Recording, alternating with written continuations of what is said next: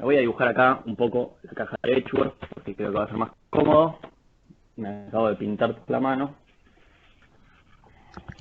Perdonen. Acá tenemos al agente A, al agente B, una dotación inicial A y curvas de diferencia que se cruzan de esta manera atravesando el punto A, y bueno, las otras no las voy a dibujar porque no son lo más relevante, ¿sí? Acá entonces en esta intersección tenemos el punto A, ¿sí? Y queremos representar los puntos, explicar por qué A no es eficiente en el sentido de Pareto, ¿sí? Y recordamos que un punto eficiente en el sentido de Pareto es un punto desde el cual, digamos, no podemos implementar mejoras paretianas. Es decir, estando nosotros en ese punto, no podemos cambiar, en este caso, la asignación de manera tal que alguien esté mejor sin que ninguno de los demás esté peor. Es decir, que el resto esté al menos tan bien, ¿sí? Y entonces, en este punto, vemos que si, por ejemplo, tomáramos este otro punto, ¿sí? Este otro punto, estamos sobre la misma curva de indiferencia del agente B, ¿sí? Que es esta, o sea que está exactamente igual de bien en el sentido de que tiene el mismo nivel de utilidad, pero estamos más lejos del origen para el caso del agente A. Entonces vamos a poder encontrar una curva de indiferencia que pase por este punto, por ejemplo, que está más lejos del origen, es decir, que tiene un nivel de utilidad mayor. Y por lo tanto el punto A no era eficiente en el sentido de Pareto porque encontramos una mejora paretiana, ¿sí? Ahora, queremos encontrar en el inciso 2 todos los puntos que implican mejoras paretianas respecto al punto A, ¿sí? Y eso va a ser toda el área en forma de lente encerrada entre ambas curvas de indiferencia, ¿sí? Bueno, la voy a graficar y cualquier cosa después lo borro. Sería todo esto que está acá, incluyendo, como vimos en el caso de recién, las curvas de indiferencia en sí mismas, ¿sí?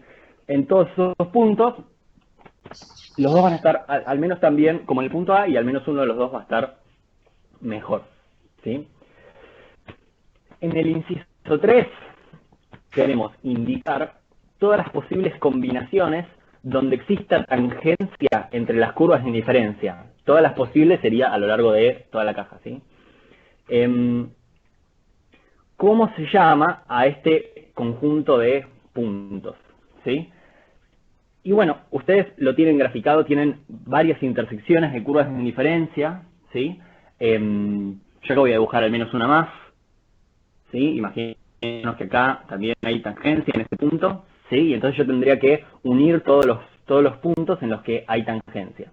Como ven en el ejemplo, esta curva que yo voy a marcar no es necesariamente lineal, ¿sí? Entonces yo, sin saber qué forma tiene, la voy a graficar no lineal para que se entienda el caso más general, ¿sí? Eso estoy entonces uniendo a lo largo de toda la caja todos los puntos donde las curvas de indiferencia son tangentes, ¿sí? Y vimos que en esos puntos no se pueden implementar mejoras paretianas. Entonces, en todos los puntos de tangencia, que son los que dibujé, son óptimos en el sentido de Pareto, y por lo tanto, a este conjunto le decimos conjunto de Pareto, ¿sí? Conjunto de Pareto. Y digo que es importante esa decisión porque tenemos una diferencia respecto al libro, ¿sí? En el libro, a ustedes les dice que el conjunto de puntos que son óptimos en el sentido de Pareto se llama conjunto de Pareto o curva de contratos. Nosotros le vamos a decir exclusivamente conjunto de Pareto en este curso. Y vamos a reservar curva de contratos para algo más específico. Veamos el inciso 4 que se va a entender mejor. Dice, Repetilo, indique... ¿vale? Ok, sí, ahora creo que... Porque en la clase teórica Ok, repito esa parte. curva de contratos al conjunto de Pareto. Explicar que hay una cuestión de bibliografía, ¿no? Ok. Perfecto. Como dice Pablo, es una cuestión de la bibliografía, con lo cual Analía les dio la definición que dice el libro, pero para la práctica vamos a necesitar hacer la distinción que en la teórica positiva no haya sido necesario. Entonces hagamos esta distinción. Conjunto de Pareto, todos los puntos que son óptimos en el sentido de Pareto. Curva de contratos es otra cosa, y es a ver en el inciso 4. ¿Sí? Inciso 4 dice, indique todos los puntos en el gráfico que simultáneamente implican mejoras paretianas respecto al punto A. Recordemos que esos son todos los puntos que están marcados con una rayita en el área en forma de lente. Y son Pareto eficientes. Puede dar una respuesta aproximada. ¿Cómo se llama este conjunto de puntos? Entonces, tengo que marcar los puntos que cumplen dos condiciones. Por un lado, son mejoras paretianas respecto a, es decir, están acá adentro. Y por otro lado, son óptimos en el sentido de Pareto, es decir, están sobre el conjunto de Pareto que es esta curva. Y entonces esos puntos van a ser todos estos que están acá. ¿Sí? La curva del conjunto de Pareto, ¿sí? Dentro del conjunto de Pareto, pero también dentro del área en forma de lente, es decir, dentro del conjunto de puntos que implican mejoras paretianas respecto a. ¿Sí? Es decir, no solamente tenemos los puntos que son óptimos, sino los puntos que son óptimos respecto a donde estoy parado de alguna forma. ¿Sí? Esa sería un poco la intuición. Y a esta cosa, a este conjunto, le vamos a decir curva de contratos. ¿Sí? Entonces, hacemos esta distinción, curva de contratos. E insisto, esto es algo distinto a lo que dice el libro, entonces guarda, porque en el libro lo van a leer de una forma y acá lo vamos a estar viendo de otra, que es como una especificación. Curva de contratos lo reservamos para el subconjunto del conjunto de Pareto que implica mejoras paretianas respecto a una determinada dotación inicial A. ¿Okay? Y por último, ¿sí? En el inciso 5 tenemos la pregunta de qué es un equilibrio walrasiano, y hay que definirlo de forma completa. Y acá hay algo interesante, porque ustedes estudiaron que... Agrego un detalle que quizás sirve para recordar esta diferencia de conceptos. La curva de contratos, fíjense que son todos aquellos donde la curva de me escuchan cortado. La curva de contratos son todos aquellos puntos donde, si ellos fueran a intercambiar, podrían llegar a terminar en primera instancia. No van a terminar nunca. O sea, si terminan, van a terminar vamos a ver que van a terminar en una asignación óptima en el sentido de Pareto, o sea, van a terminar sobre el conjunto de Pareto, pero nunca van a terminar fuera de la curva de contrato, porque fuera de la curva de contrato estarían peor. Es decir, todo el subconjunto, el conjunto de Pareto, que no es la curva de contratos, son lugares donde al menos alguno está peor. Entonces piensa en la curva de contratos como aquellas asignaciones donde podrían llegar a un contrato o a un acuerdo. Eso. Perfecto, genial eso que dice Paulo, porque nos viene bien para pensar este punto 5. ¿Sí? Donde, a ver, ustedes vieron en la teoría que un equilibrio walrasiano o equilibrio competitivo es la asignación dentro de la caja a la que se llega por el intercambio libre entre los agentes, ¿sí? Bajo los supuestos del modelo. Y entonces, es un poco la respuesta a lo que decía Paulo recién, ¿no? El equilibrio walrasiano va a ser, si quieren, yo a veces lo pienso como si estuvieran negociando, no están negociando, pero es como el punto al que efectivamente van a llegar, ¿sí? Al menos es interesante ver que si ellos están como intercambiando libremente, ninguno va a intercambiar de manera de estar peor que como ya está ahora, ¿sí? Entonces, siempre va a estar al menos tan bien, ¿sí? Si no, para eso ni siquiera intercambias. Y entonces el equilibrio va a tener que estar dentro de este área. Y también vimos, por el primer teorema de bienestar, ya vamos a llegar a eso, ¿sí? Que va a ser un punto en el sentido de Pareto. Entonces va a estar sobre la curva de...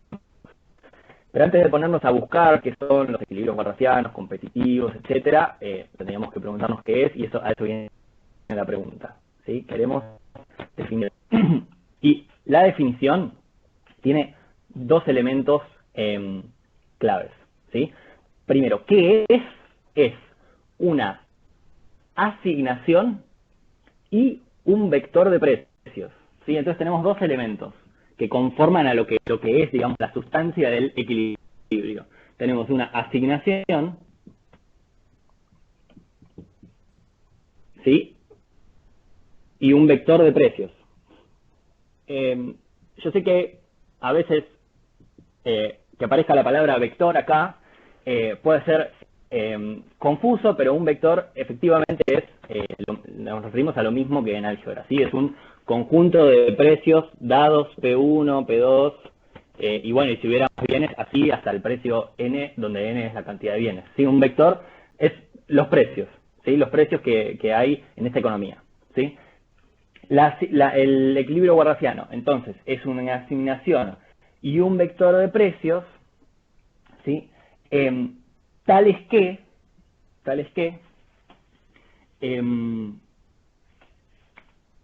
cada agente se encuentra en su óptimo, ¿sí? Y se vacía el mercado, ¿ok? Esos son como los otros dos grandes elementos que no van a la sustancia, sino a las condiciones que tienen que cumplir. Entonces tenemos esto, y por otro lado, uy, me salió medio feo. Por otro lado, sabemos que, uno, tiene que ser óptimas, y dos, se vacía el mercado.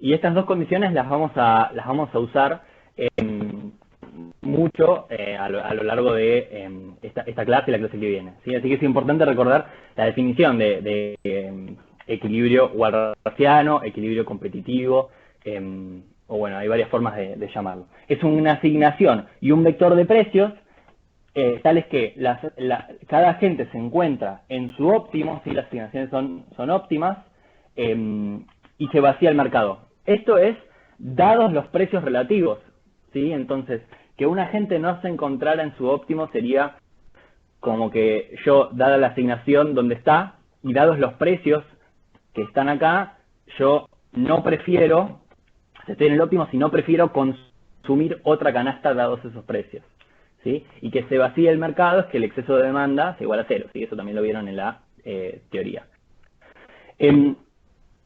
Y es como para generalizar un poco esto o ver cómo podemos trasladar esto a otros casos, notemos que hasta ahora veníamos hablando de conjuntos de puntos dentro de la caja y no estábamos hablando de precios, ¿sí? ¿Y qué decíamos?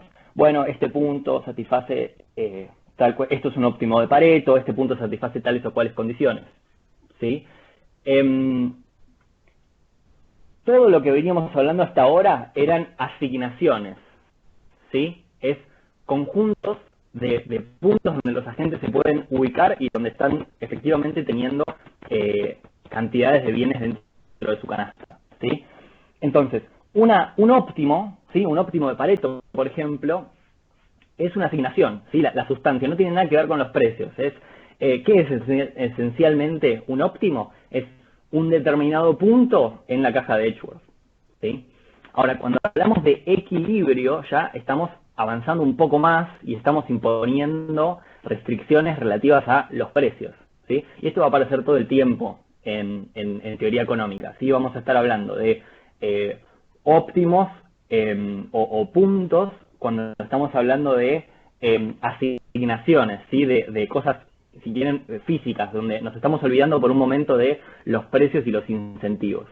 Y vamos a reservar equilibrio para cuando estamos también contemplando en ese punto qué está pasando con los precios, con los incentivos, con las preferencias de los agentes y con las decisiones que toman en torno a eso, ¿sí? Veo que, Pablo, hay un comentario.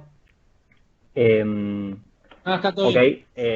perfecto. Bueno, si alguien no escucha, obviamente avise y repetimos, ¿sí? Porque a mí a veces la conexión no me anda muy bien. ¿Cómo venimos hasta acá? Terminó el primer ejercicio. ¿Hay alguna duda hasta acá? ¿Se entendió? la diferencia entre curva de contratos y conjunto de Pareto, la definición de equilibrio competitivo. Buenísimo, Bautista. Bueno, si hay alguna consulta, escríbanla. La idea es que ahora avancemos sobre el ejercicio 5.2, jugo de la cuestión. Así que si quieren vayan buscando ese ejercicio. 5.6. Perdón, Valen. Ahí ¿Sí? tenemos una pregunta de Viviana. Ok.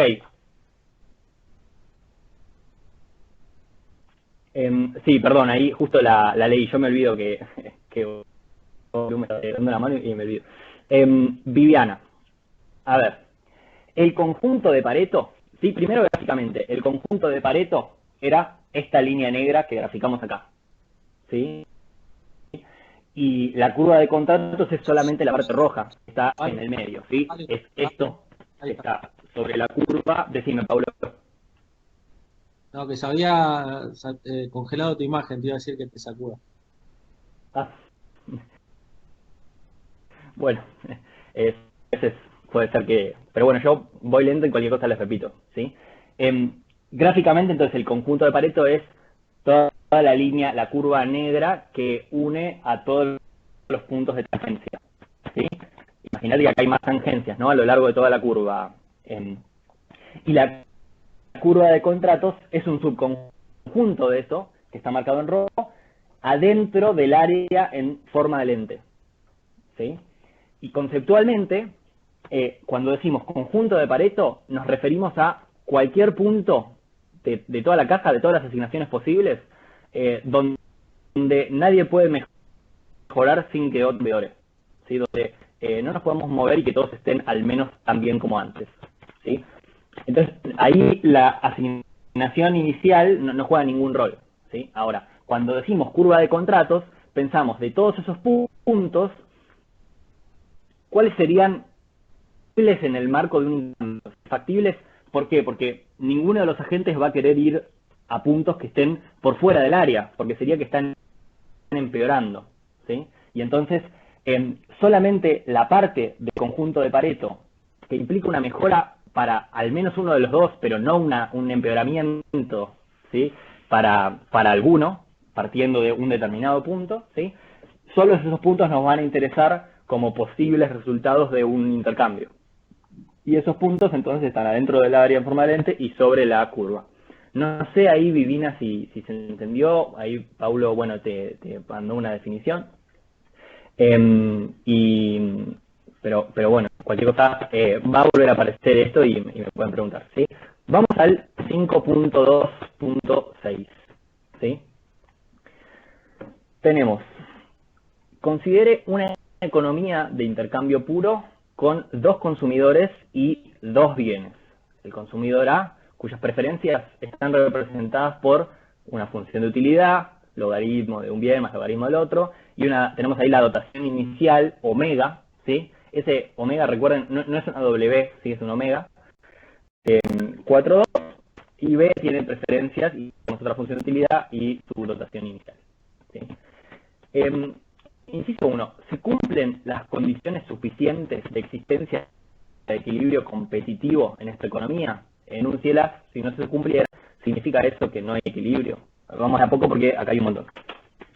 Primero, esas funciones, voy a borrar esto, esas funciones de utilidad, ¿qué preferencias de las que estudiamos en teoría del consumidor están representando? Esa es una primera pregunta que nos vamos a hacer en todos los ejercicios porque facilita mucho identificar de antemano qué tipo de preferencias son la resolución de los ejercicios, ¿sí?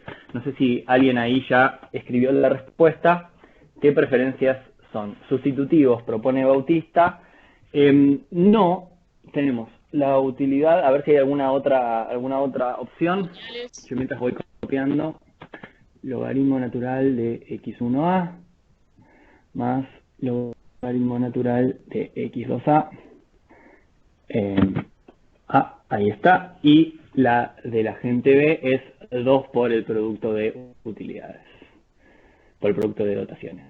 B y x2b. ¿No? Sí, perfecto. A ver, hay un montón de opciones. Valery cuatrilineales, Clemente dice Cobb-Douglas, Bautista trae el concepto de transformación monótona positiva, perfecto, y Marcos dice Cobb-Douglas con transformaciones. Bueno, a quienes dijeron Cobb-Douglas o alguna de las alternativas, perfecto, ¿sí? Y cómo, bueno, eso es algo que uno, digamos, va entrenando y a medida que vos practicás las empezás a identificar rápidamente, ¿sí? Pero recordemos que el logaritmo, ¿sí? Es una transformación monótona positiva, ¿sí? Entonces, si yo tengo las preferencias, bueno, no voy a hacer, sí, voy a hacer toda la derivación. Supongamos por un momento, vamos a empezar con la de abajo, ¿sí? Primero, 2 es una... Uy, yo a ver, acerqué esto y ya no se ve. Ahí. 2 es una transformación monótona positiva, ¿sí? Multiplicar cada cantidad por 2. Entonces, el 2 medio que no me importa, ¿sí? Recordemos que esto es así porque la utilidad es ordinal y no cardinal. Es decir, la utilidad en sí misma no nos está significando nada, simplemente es como un artilugio que usamos para ordenar las preferencias. Y vimos que multiplicar por 2 no cambia el orden de las preferencias, entonces este 2, la verdad que lo podría sacar y no cambiaría nada, y eso lo vamos a ver más adelante.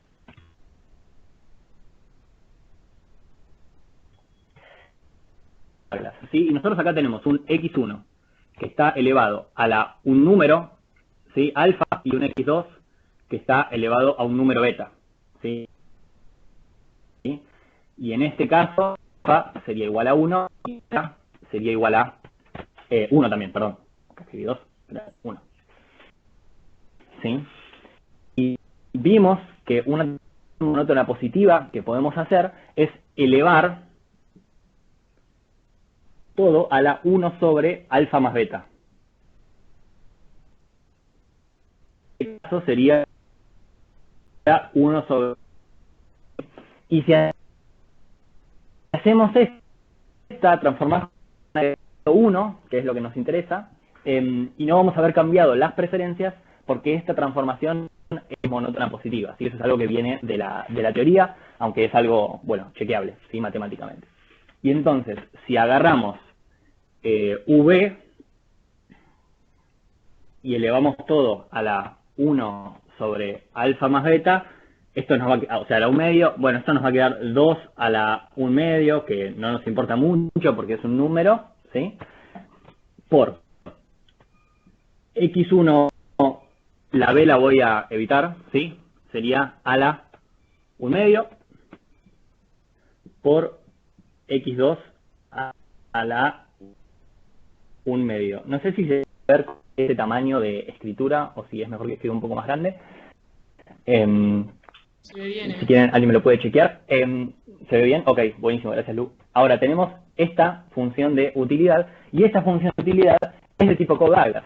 ¿Sí? Acá se ve, tenemos, bueno, el 2 que dijimos que era una transformación monótona positiva, no es relevante, y después tenemos el producto del 100, cada uno elevado a un exponente que entre sí suman 1, entonces es una Cobb-Douglas, ¿sí? Entonces, ¿cómo la transformamos o cómo encontramos estos nuevos coeficientes? Estos van a ser importantes, ¿sí? Los exponentes. Su suma, ¿sí? Entonces yo tenía un exponente que era 1, otro exponente que era 1, lo sumé, me dio 2, y después a cada uno lo dividí por 2, y eso me quedó 1 medio. Esto lo vamos a hacer todo el tiempo. Y bueno, si ya aceptamos que esto es una Cobb-Douglas, ¿sí? El producto de dos variables es una Cobb-Douglas, lo único que nos queda para demostrar lo otro es aplicarle el logaritmo, y esto, por propiedad de logaritmos, es lo mismo que el logaritmo de x1 más el logaritmo de x2. ¿Sí? Esto vamos a repaso para que se entienda que cuando damos preferencias, ya sea con logaritmos de esta manera, o con productos de variables de esta manera, con números, y por más que los exponentes no sumen 1, siempre estamos hablando de Cobb-Douglas, ¿sí? Y vamos a querer identificar cuáles serían los nuevos coeficientes, ¿sí? Que yo a partir de ahora le voy a decir alfa y beta a cada uno de estos coeficientes, ¿sí? O o alfa a los de uno de los agentes y beta al del otro, ¿sí? Ya no le voy a decir alfa y beta a los observados, digamos, a los coeficientes observados, sino a los exponentes una vez transformada la función de utilidad, ¿sí? Permítanme borrar esto. Entonces,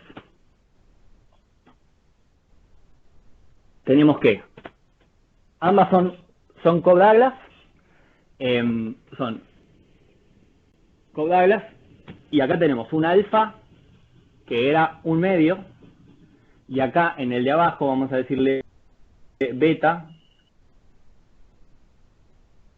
un medio. Los bienes está elevado o está ponderado de la misma manera, ¿sí? Es como que valoran de la misma manera ambos bienes, ¿sí? Esto era importante para lo que viene, pero también para esto. Decimos, ¿se cumplen las condiciones suficientes de existencia de equilibrio competitivo en esta economía? Bueno, las condiciones suficientes, y acá les estoy complementando la teoría, ¿sí? Así que esto es muy importante, ¿sí? Como para la teoría, son condiciones suficientes. Le voy a poner condiciones suficientes. 1.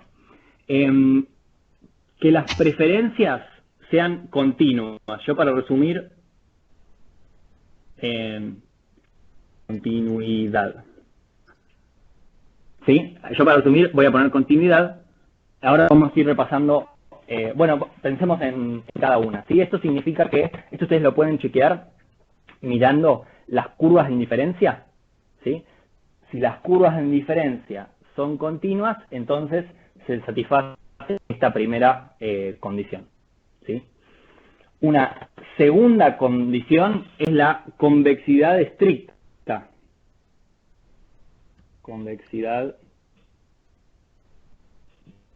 estricta. Esto es que, bueno, que las preferencias sean estrictamente convexas, y esto ustedes habían visto que, por ejemplo, las Cobb-Douglas eran estrictamente convexas, las preferencias de sustitutivos perfectos eran convexas, pero no estrictamente convexas, ¿sí? Y bueno, las de los males, por ejemplo, son cóncavas. Los bienes que no son bienes, son males, son cóncavas. Vamos a volver sobre este punto, como ahora cuando lo veamos en el ejemplo creo que se va a entender mejor. Y por último, es la monotonicidad, ¿sí? Monotonicidad. Es que sean monótonas. Y acá tomamos la definición del libro, ¿sí? Que es que si a la gente le aumentás la dotación o la asignación de uno de los bienes, o sea, de al menos uno de los bienes, ya está mejor, ¿sí? No es necesario que le aumentes los dos, digamos, con que le aumentes uno ya debería estar mejor, y en este caso decimos que tiene preferencias monótonas. Si no se cumple eso, o sea, si yo le doy más de un bien y no está mejor, entonces las preferencias no eran monótonas, ¿sí? Y entonces la pregunta que es si se cumplen las condiciones suficientes en esta economía, consiste en chequear que las funciones de utilidad de ambos agentes satisfagan estas condiciones, ¿sí? Dibujo acá la curva de indiferencia, que siempre es fácil verlo gráficamente. Vamos a trabajar mucho con gráficos, ¿sí? Ah, buenísimo, ahí Lu que lo pasa por escrito. Primero, ¿es continua esta curva de indiferencia?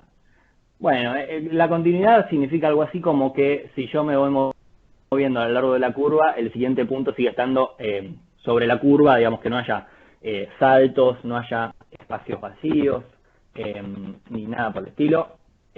No lo hay, ¿sí? Entonces,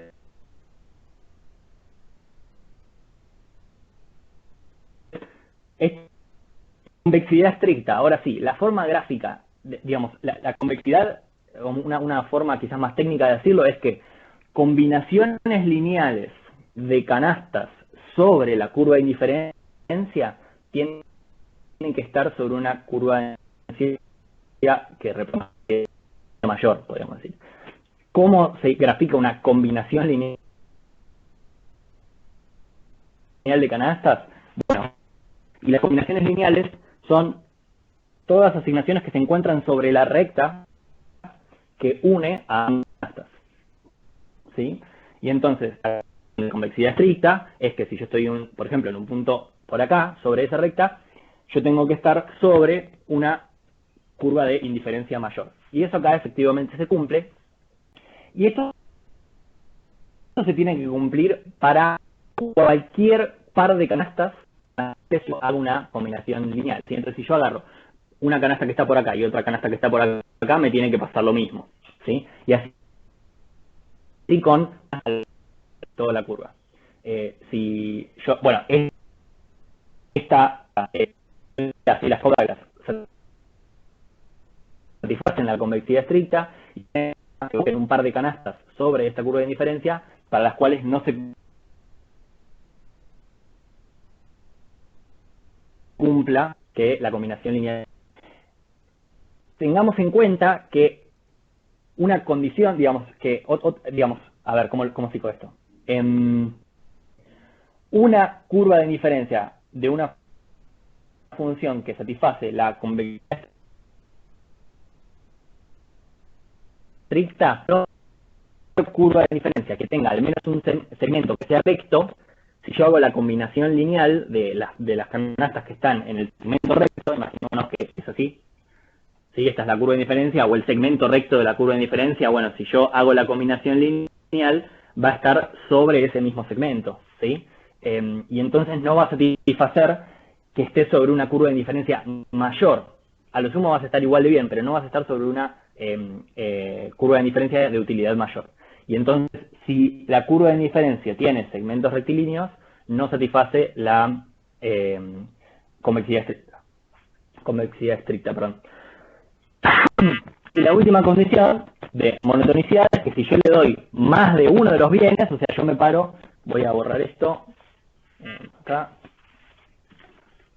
así se entiende mejor, yo tengo la curva de indiferencia. Si yo me paro en cualquier punto y le aumento la cantidad de uno de los bienes, tiene que estar pasando por una curva de indiferencia mayor. O si yo agarro un punto por acá y le aumento la cantidad de otro de los bienes, bueno, tiene que haber una curva de indiferencia mayor pasando por ese punto, ¿sí? Y eso tiene que pasar para todos los puntos. Entonces me paro en diferentes puntos de la curva de indiferencia y me fijo si aumentándolo un poquito cambia de curva de indiferencia o no cambia, ¿sí? Esas son las formas de chequear las condiciones suficientes para la existencia de un equilibrio sobre las funciones de utilidad. Si todas las funciones de utilidad del problema, que en este caso son dos, me satisfacen las condiciones, entonces está garantizado que existe un equilibrio. Y este es el caso. Tenemos dos funciones de utilidad de tipo Coe-Douglas. Vimos que las Coe-Douglas satisfacen continuidad, convexidad estricta y monotonicidad, y por lo tanto está garantizado que existe un equilibrio, ¿sí? Y nos pregunta el inciso 1, si no se cumplieran, ¿significa que no hay equilibrio competitivo? O sea, ¿qué pasa si yo tengo que no es continua, por ejemplo? ¿Significa que no hay equilibrio?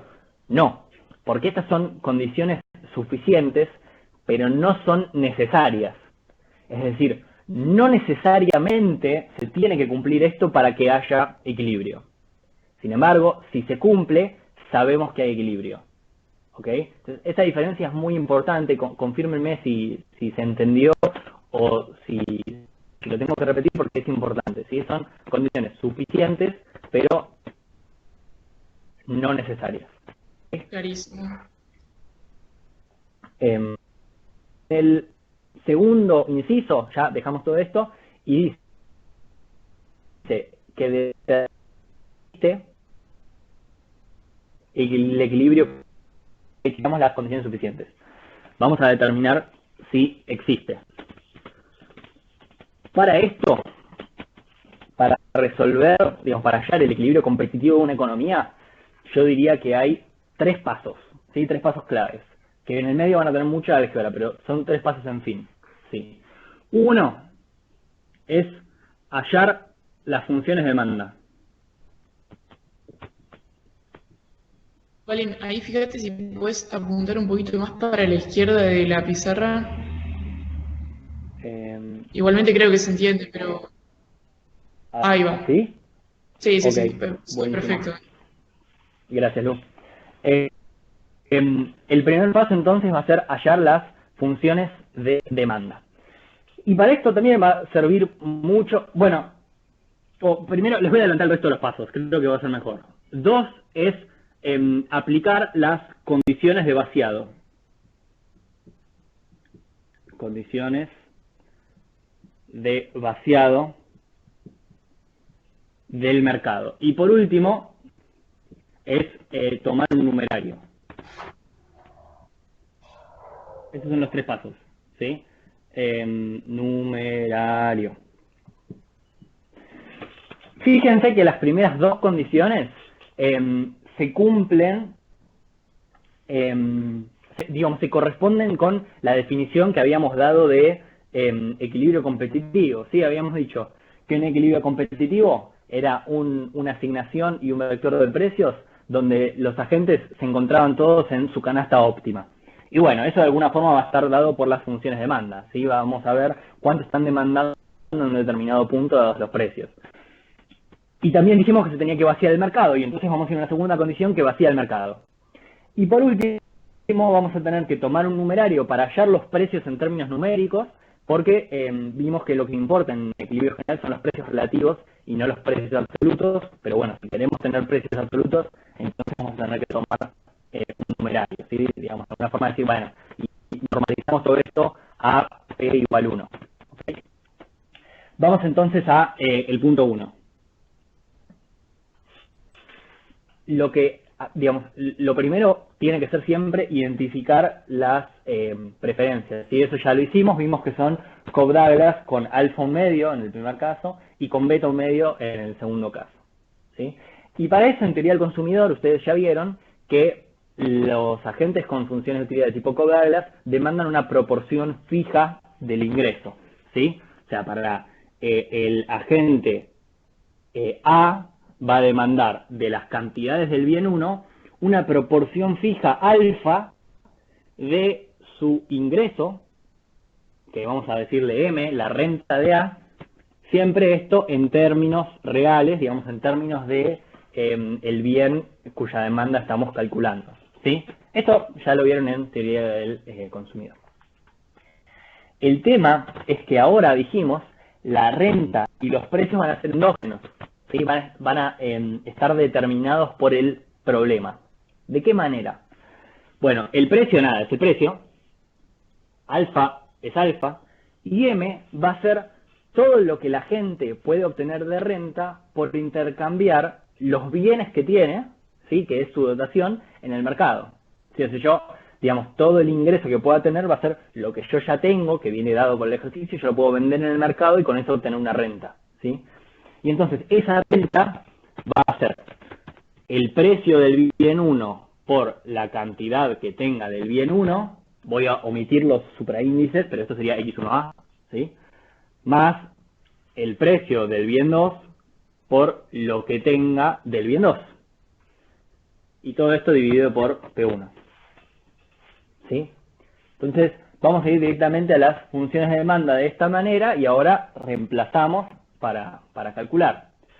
En este caso, perdón, una aclaración de notación. Yo acá le puse X1 y X2, pero vamos a mejor ponerle omega 1 y omega 2. Es un error mío, disculpen. Ponerle omega 1 y omega 2 para simbolizar que estos son fijos, si vienen dados por el problema. Son las dotaciones que tiene la gente cuando empieza digamos, el intercambio, cuando arranca la economía, ¿sí? Y entonces, ahora sí, si reemplazamos en el problema, vamos a tener un medio que era alfa por P1 por la dotación que yo no las anoté, esto era 4,2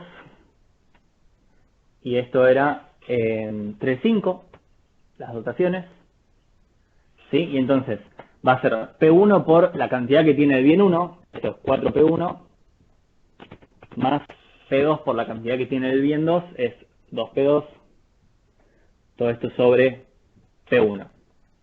Y si quieren lo podemos simplificar un poco, distribuyendo el 2 y distribuyendo P1, nos va a quedar, voy a escribir más grande, 2 más P2 sobre P1. ¿Sí? Ahora, esto, y acá hallamos la función de demanda.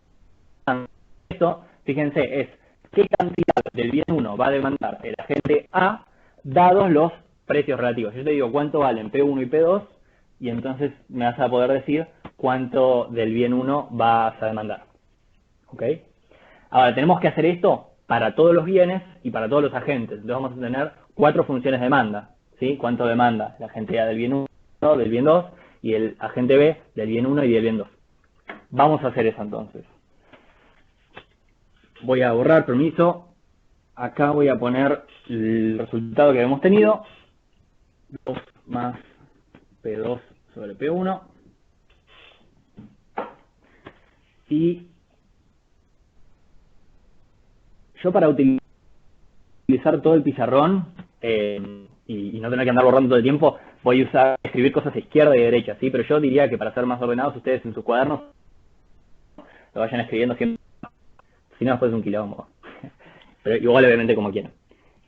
Las cantidades del bien 2 de la G van a ser 1 menos alfa, ¿sí? Que era 1 medio, ¿sí? Por lo mismo que antes, teníamos 4P1 más 2P2, pero ahora sobre P2. ¿Sí? O sea, veamos, esto es 1 menos alfa, y esto que está acá es la renta del agente A. ¿Sí? ¿Sí? Y si simplificamos un poco, vamos a tener 2P1 sobre P2 más 1. ¿Sí? Vamos al agente B. X1B. Bueno, teníamos un beta que era 1 medio. ¿Sí? 1 medio. Por su renta, que va a ser la cantidad que tiene el bien 1, P1, más la cantidad que tiene el bien 2 por P2, todo esto sobre el precio del bien 1. ¿Sí? Tengan cuidado con esto, que es fácil de equivocarse.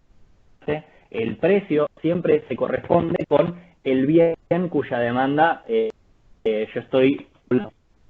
Entonces, si estoy haciendo la demanda del bien 1, voy a dividir por P1. Y simplificando, esto me va a quedar 3 medios más 5 medios de P2 sobre P1. ¿Sí? Y por último, la demanda del bien 2 del agente B va a ser 1 menos beta, ¿sí? Esto recuérdenlo de teoría del consumidor, 1 menos beta, que es devuelto a un medio. Esto de acá es 1 menos beta, ¿sí? Por la misma renta que antes, 3P1 más 5P2, sobre P2 ahora, porque estamos viendo la demanda de P2. Y si simplifico, tengo 3 medios de P1 sobre P2, más P2 con P2 se me cancelan, 5 medios. ¿Ok? Y ahí voy a tener entonces todas las funciones de demanda. ¿Se entendió cómo sacamos las funciones de demanda? Lo vamos a hacer un montón, pero es importante entender que partimos de un resultado de teoría del consumidor, que es que vamos a demandar una del ingreso.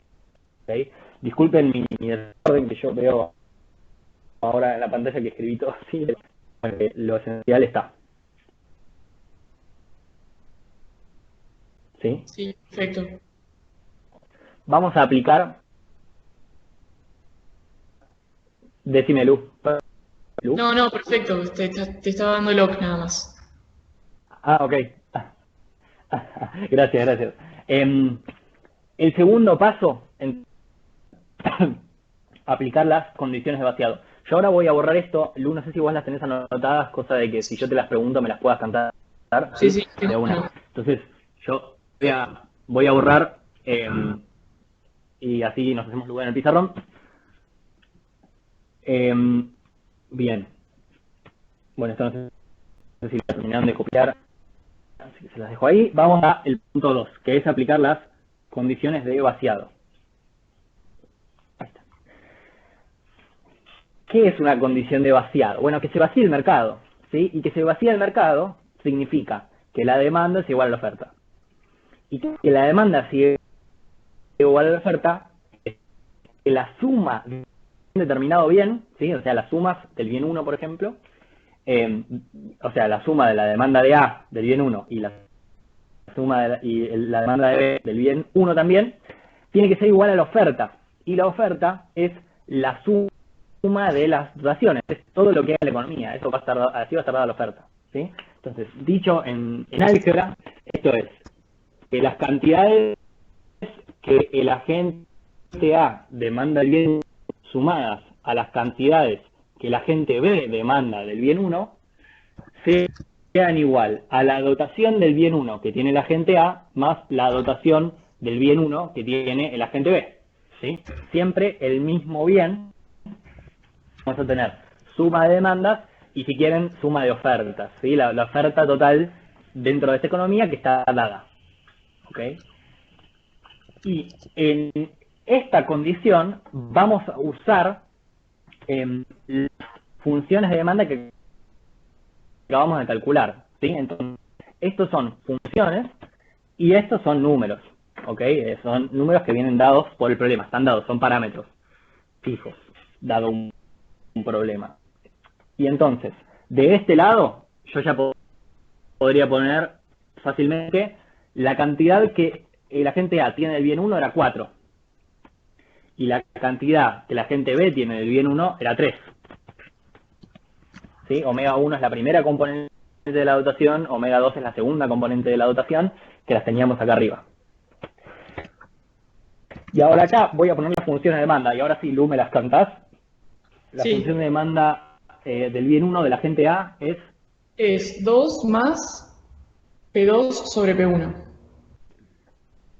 P2 sobre 1. Bien. Y del agente B de ese mismo bien, 3 medios más 5 medios por P2 sobre P1. bien. Perfecto. Perfecto, gracias, Lu. Chicas. Ahora tú sabes. Bueno, vean que acá tenemos una ecuación que de alguna forma tiene dos incógnitas, ¿sí? Que son el precio 2 y el precio 1. Pero precio 2 y precio 1 son los precios relativos, que es lo que yo quiero averiguar. En realidad los precios absolutos no me importaban, sino que a mí lo que me importa es determinar cuánto vale este cociente, ¿sí? Y ya con eso ya estaría. Y bueno, después igual vamos a fijar un numerario para encontrar cuánto vale. Pero lo que me importa es el cociente, ¿ok? Entonces, voy a juntar los P2 sobre P1 de un lado y del otro lado voy a poner todos los escalares, todos los números fijos, ¿sí? Tengo un P2 sobre P1 más 5 de P2 sobre P1. Si esto lo paso a medios, son 2 medios. Y entonces voy a tener 7 medios de P2 sobre P1. Y del otro lado voy a tener 7 menos 2 menos 3 medios. ¿Sí? Que si todo esto lo paso a medios, son 14 medios. Bueno, serían 10 medios menos 3 medios, son también 7 medios. ¿Ok? Y entonces, de acá, de esta ecuación, despejamos P2 sobre P1. Paso el 2 séptimos, quizás sea mejor si lo escribo todo acá al lado. A ver, esto lo voy a borrar. Tengo que acá 7 medios de P2 sobre P1 es igual a lo que me dio esta resta, que es 7 medios. Ahí está. Y ahora quiero despejar P2 sobre P1. Entonces paso esto multiplicando para allá. Y me va a quedar que P2 sobre P1 es igual a 1. ¿Sí? Y esto es de alguna forma lo que yo estaba buscando. Porque a mí, insisto, lo que me importan son los precios relativos, la relación entre un precio y el otro. Y acá lo que vemos es que el precio 2 es una veces el precio 1, ¿sí? O sea, son iguales, ¿ok? Ya sabemos que son iguales. Vamos a tomar un numerario y entonces en el punto 3 asumimos, por ejemplo, que P1 es igual a 1. Recordemos, esto es un supuesto, ¿sí? Es un supuesto del punto 3. Asumimos directamente, bueno, ¿qué pasa si yo arbitrariamente digo, bueno, que P1 es igual a 1, entonces defino todo en términos de P1? Bueno, entonces P2 también es igual a 1, ¿ok? Y si tengo los precios, puedo volver para atrás a las funciones de demanda y calcular la asignación, ¿sí? Puedo calcular a estos precios, que serían los que me vacían el mercado, cuánto están demandando cada uno de los agentes, y con eso se termina, ¿sí? Entonces, vuelvo para atrás, voy a borrar esto, ya hicimos los pasos 1, 2 y 3, ahora solamente queda calcular el resultado. Tenemos la cantidad demandada del bien 1 para la agente A, me las cantás, Lu, era 2 más P2 sobre P1, ¿no? Las de el bien 2 de la agente A, la agente B, a ver, ¿me vas a decir las funciones de demanda, Lu?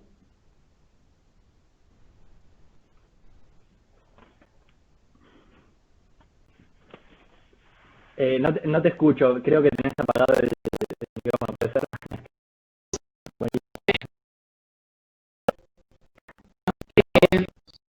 Por P1 sobre P2. La demanda de X2A es 2 por P1 sobre P2 Bien, más 1. ok.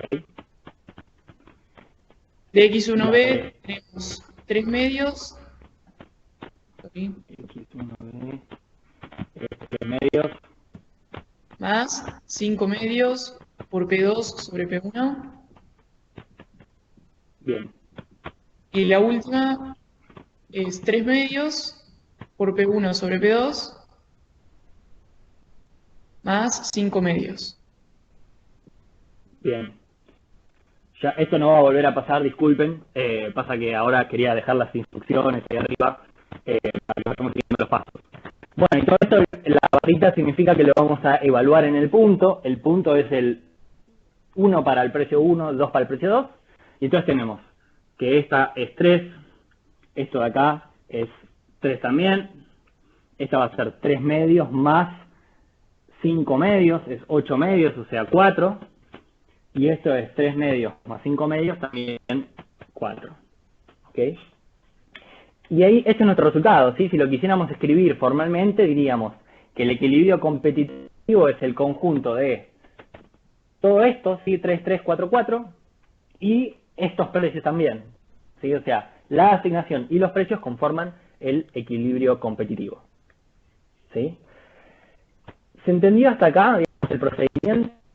¿Sí? Tenemos las funciones, identificamos la función de demanda, aplicamos condición de vaciado, tomamos un numerario y después reemplazamos y se terminó, ¿sí?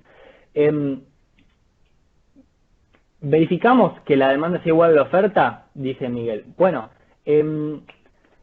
está muy bien eso. Y de hecho, veamos el inciso. A ver, la condición de vaciado del bien 1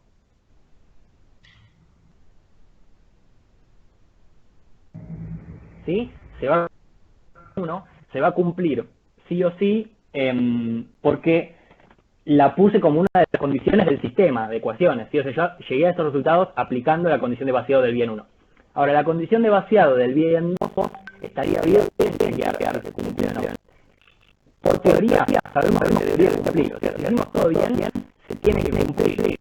Porque quiere decir que la ley de igual, que si cambian los mercados ahora en equilibrio, el KS también lo va a estar, ¿sí? Y de hecho, justamente eso es lo que se pregunta en el inciso 3. Dice, en el inciso anterior, usted solo verificó la condición de vaciado para uno de los bienes.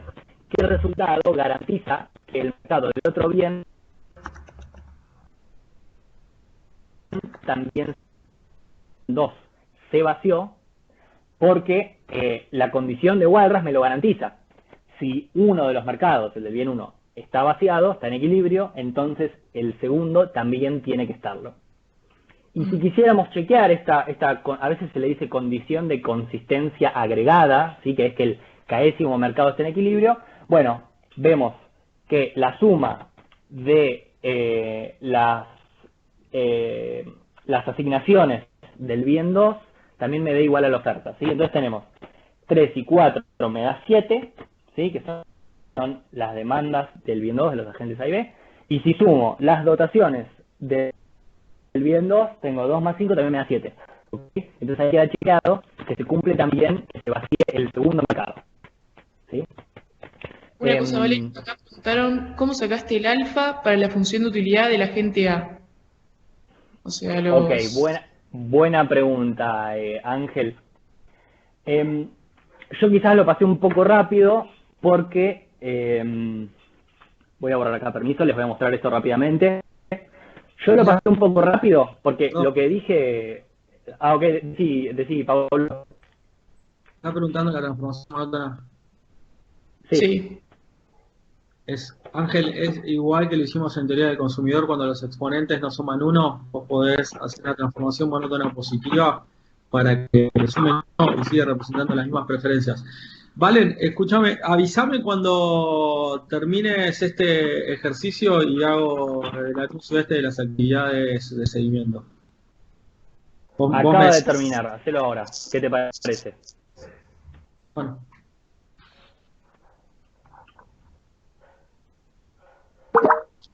Ya. ¿Estás ahí? Ahí está. buen día. Usted me preste atención. La facultad determinó unas instrucciones escritas por la Secretaría Académica, mediante las cuales se establece de que tenemos que realizar actividades de seguimiento. Si quieren, llamémoslo entre nosotros, entre comillas, parcialitos. Valen, ponete un toquecito mute. Creo que es Valen, ¿no? Ahí está.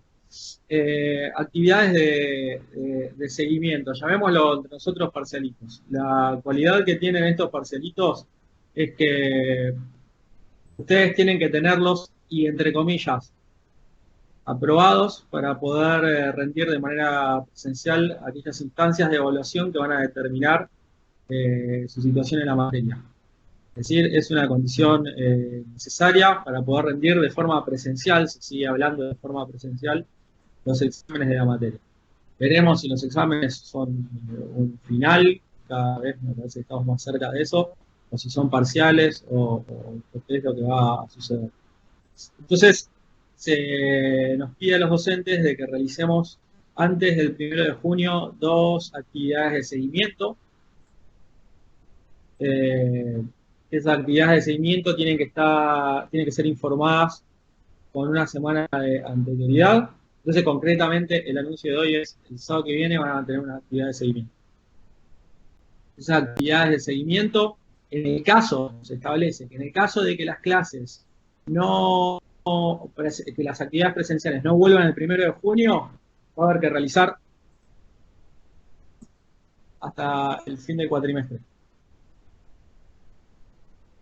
Yo, sinceramente, no quiero entrar en el mundo de especulaciones, pero para mí está casi claro de que no van a volver las actividades presenciales el 1 de junio. ¿Sí? Entonces, dicho sea esto, yo estoy pensando, bueno, el equipo estamos pensando de que vamos a tener 4 actividades de seguimiento.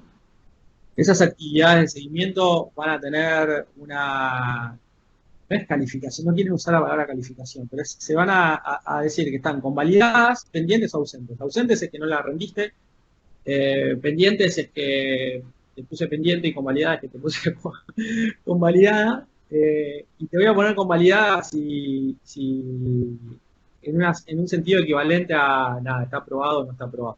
¿Sí? Entonces, una cuestión más es que tienen que tener todas las actividades de seguimiento convalidadas a las 4 para poder rendir los exámenes presenciales que se vayan a rendir. ¿Ahí se entendió?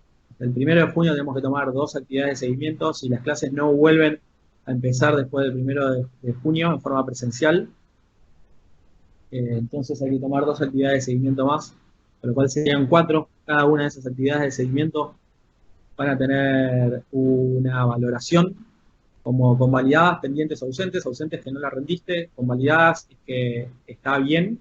Si te ponemos que está convalidada y sumás las 4 convalidadas, vas a poder rendir el examen presencial. Y el objetivo que tiene esa actividad de seguimiento es el siguiente: que no cuelguen, que sigan que traten de seguir la materia al día. O sea, si alguno está medio dormido porque, bueno, total no hubo parcial, con esto se tiene que sentar a estudiar por miedo a no estar en condiciones de rendir eventualmente el examen presencial. Y quiero asegurarme de que se entiende eso. El objetivo de esto es que si hay alguno medio dormido que la está colgando mal y bueno, después cuando venga el examen veo, es darle una despertada, ya que si no tiene convalidada la actividad de seguimiento, no va a poder rendir el examen presencial. ¿Sí? ¿Esto qué significa? De que lo que tenemos que hacer es algo para que ustedes se pongan, si alguno no está estudiando, para que se ponga a estudiar ya. Con lo cual, si yo quiero lograr ese objetivo, no les voy a decir nada. Ahí está, contesta la pregunta de Facundo. Con lo cual, como la idea es que se despierten y se pongan al día, no les voy a decir nada para tomar el sábado que viene. ¿Okay? Porque es el objetivo del examen, que ustedes se pongan a estudiar. No somos ninguno, entra todo. En esto sí, para que no entren en desesperación, voy a hacer teoría del consumidor.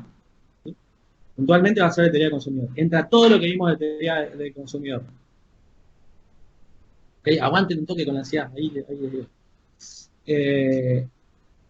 Ahora, no les voy a decir ni qué tipo de ejercicio ni nada. Lo único que les voy a decir es, durante la clase práctica, les vamos a pasar unos links y van a responder consignas en forma virtual. Y nada, después les damos la calificación de convalidada o pendiente a aquellos que hayan rendido. ¿Sí? Les voy a decir nada. O sea, en ese día van a tener unos minutos durante la clase. Prepárense para cualquier cosa. El objetivo de la actividad de seguimiento es que ustedes se pongan a estudiar. Entonces no les voy a decir más que va a ser sobre teoría del consumidor. Piden todo lo que puedan. No somos ningunos dementes. No los vamos a... Les vamos a tomar una cantidad de tiempo limitada, que es la cantidad de tiempo que ustedes... vamos a hacer así. Esas 3 preguntas se las voy a dar a Lucía. Lucía las va a responder y me va a decir cuánto... Lucía es muy rápida, ¿sí? Lucía me va a decir cuánto tarda en contestar las 3. ¿Okay? Ese va a ser el tiempo que van a tener para contestar esas 3 preguntas. Y para que ustedes tengan convalidada la actividad, hace falta que tengan una bien. Es decir, van a tener tiempo. Si son muy buenos, podrían contestar las 3. ¿Sí? Todos se van a medir contra Lucía. Si son muy buenos, pueden contestar las 3, pero con que contesten una, alcanza para que esté convalidada la actividad.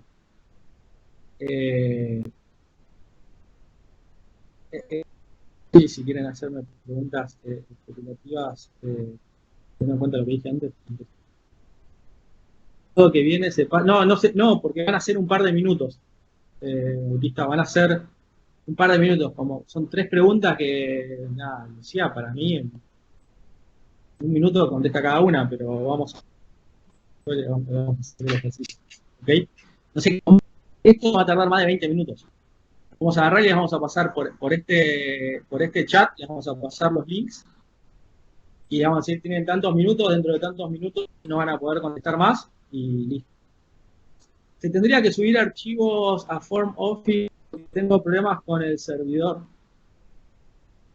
Yo te voy a pasar un link para que vos accedas a un lugar donde vas a poder contestar las preguntas. No sé qué, forms.office, eso es lo de la facu, ¿no? No vamos a usar eso. Vamos a usar otra cosa. ¿Alguna otra pregunta? Sí, Paulo, la de Camila, que pregunta si queda pendiente, si hay forma de convalidarlo. Perdón, Camila.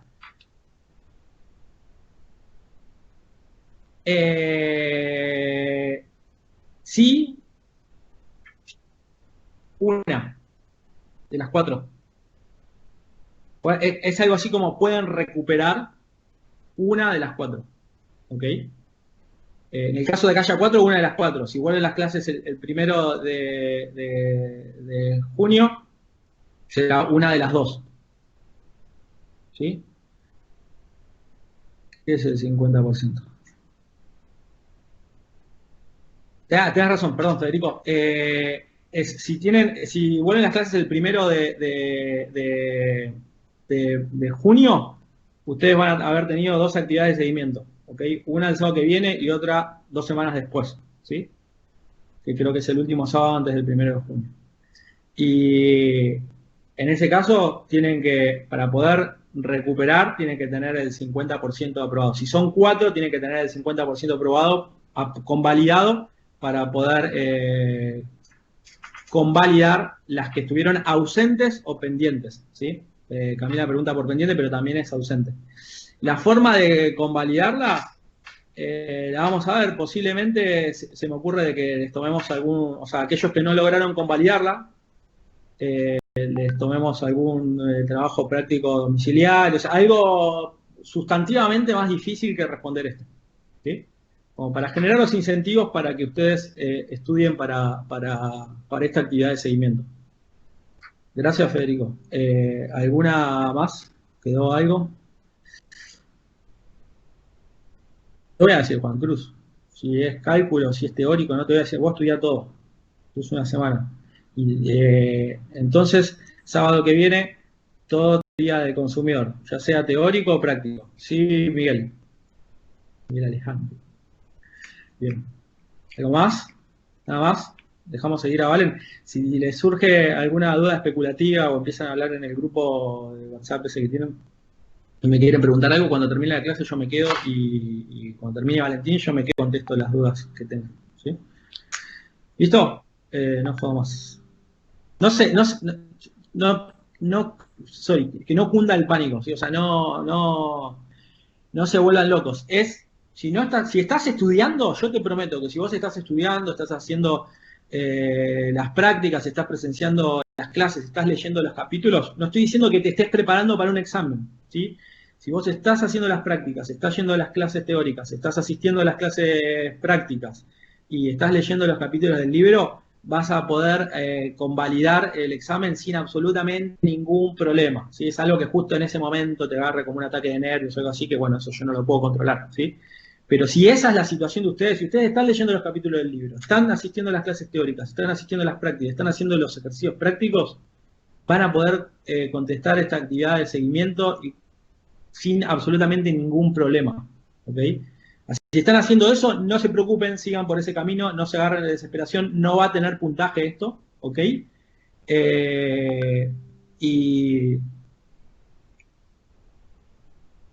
Y sigan por este camino. Si no lo están haciendo, nada, pónganse al día, ¿ok? Ese es el objetivo de esto, por eso no les voy a decir exactamente cómo van a ser las preguntas. Sería hasta el capítulo 8, sería hasta antes de que empiece el día del doctor, la última clase de la clase. Sería hasta la clase de clase. Y la práctica que tuvieron sobre todo ese tema. ¿Sí? Bueno, perdón, Valentín. Todo bien. Bueno, yo creo que nuestro rol como auxiliares, además de hacer las prácticas, también tiene la creatividad, así que vuelve lo que dijo Paulo. Si bien siguiendo las clases como corresponde, no van a tener problemas, repasen teoría del consumidor y bueno, eso. Y si no están al día, bueno, aprovechen la oportunidad para ponerse al día, ¿sí? Pero no paniqueen porque no tiene sentido, ¿sí?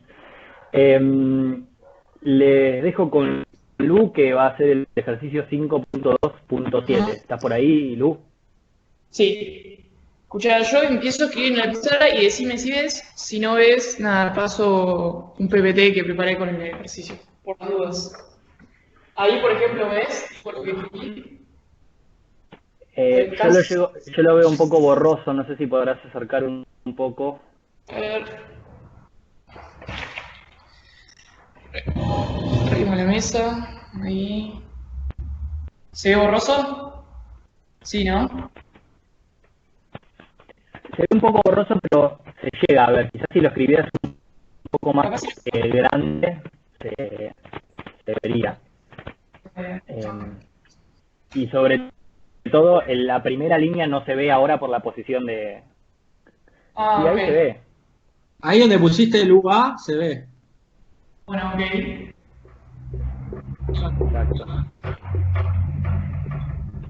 ¿Eso se ve?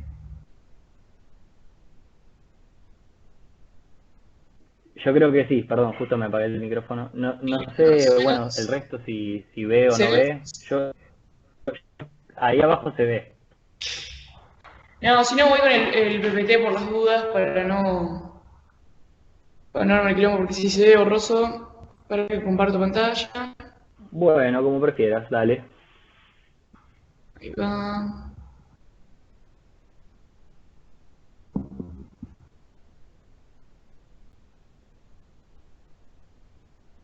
Ah,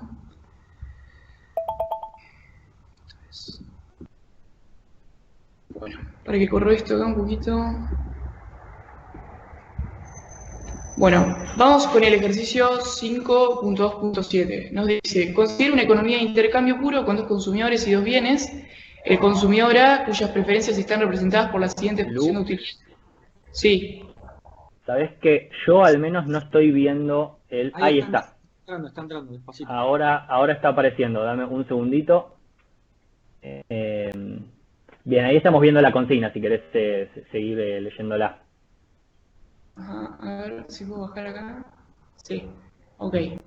Bueno, entonces, como decía, la consigna nos da la función de utilidad del consumidor A, que es esta, es una Cobb Douglas 1 a 1, con la dotación inicial que nos dice que tiene 5 del bien 1 y 10 del bien 2. Para el consumidor B nos dan esta función de utilidad donde tenemos este coeficiente que, como vimos con Valentín, no nos interesa a los fines prácticos, y también es una Cobb Douglas con coeficiente 1 y 2, y las dotaciones iniciales 10 y 5. Nos piden, ¿se cumplen las condiciones suficientes de existencia de equilibrio competitivo en esta economía? Bueno, como vimos con Valen, las condiciones suficientes de existencia de equilibrio nos pedía que las preferencias de los agentes sean monótonas, estrictamente convexas, y bueno, y vemos que por la forma de las funciones de utilidad, que son Cobb-Douglas, estas condiciones se cumplen.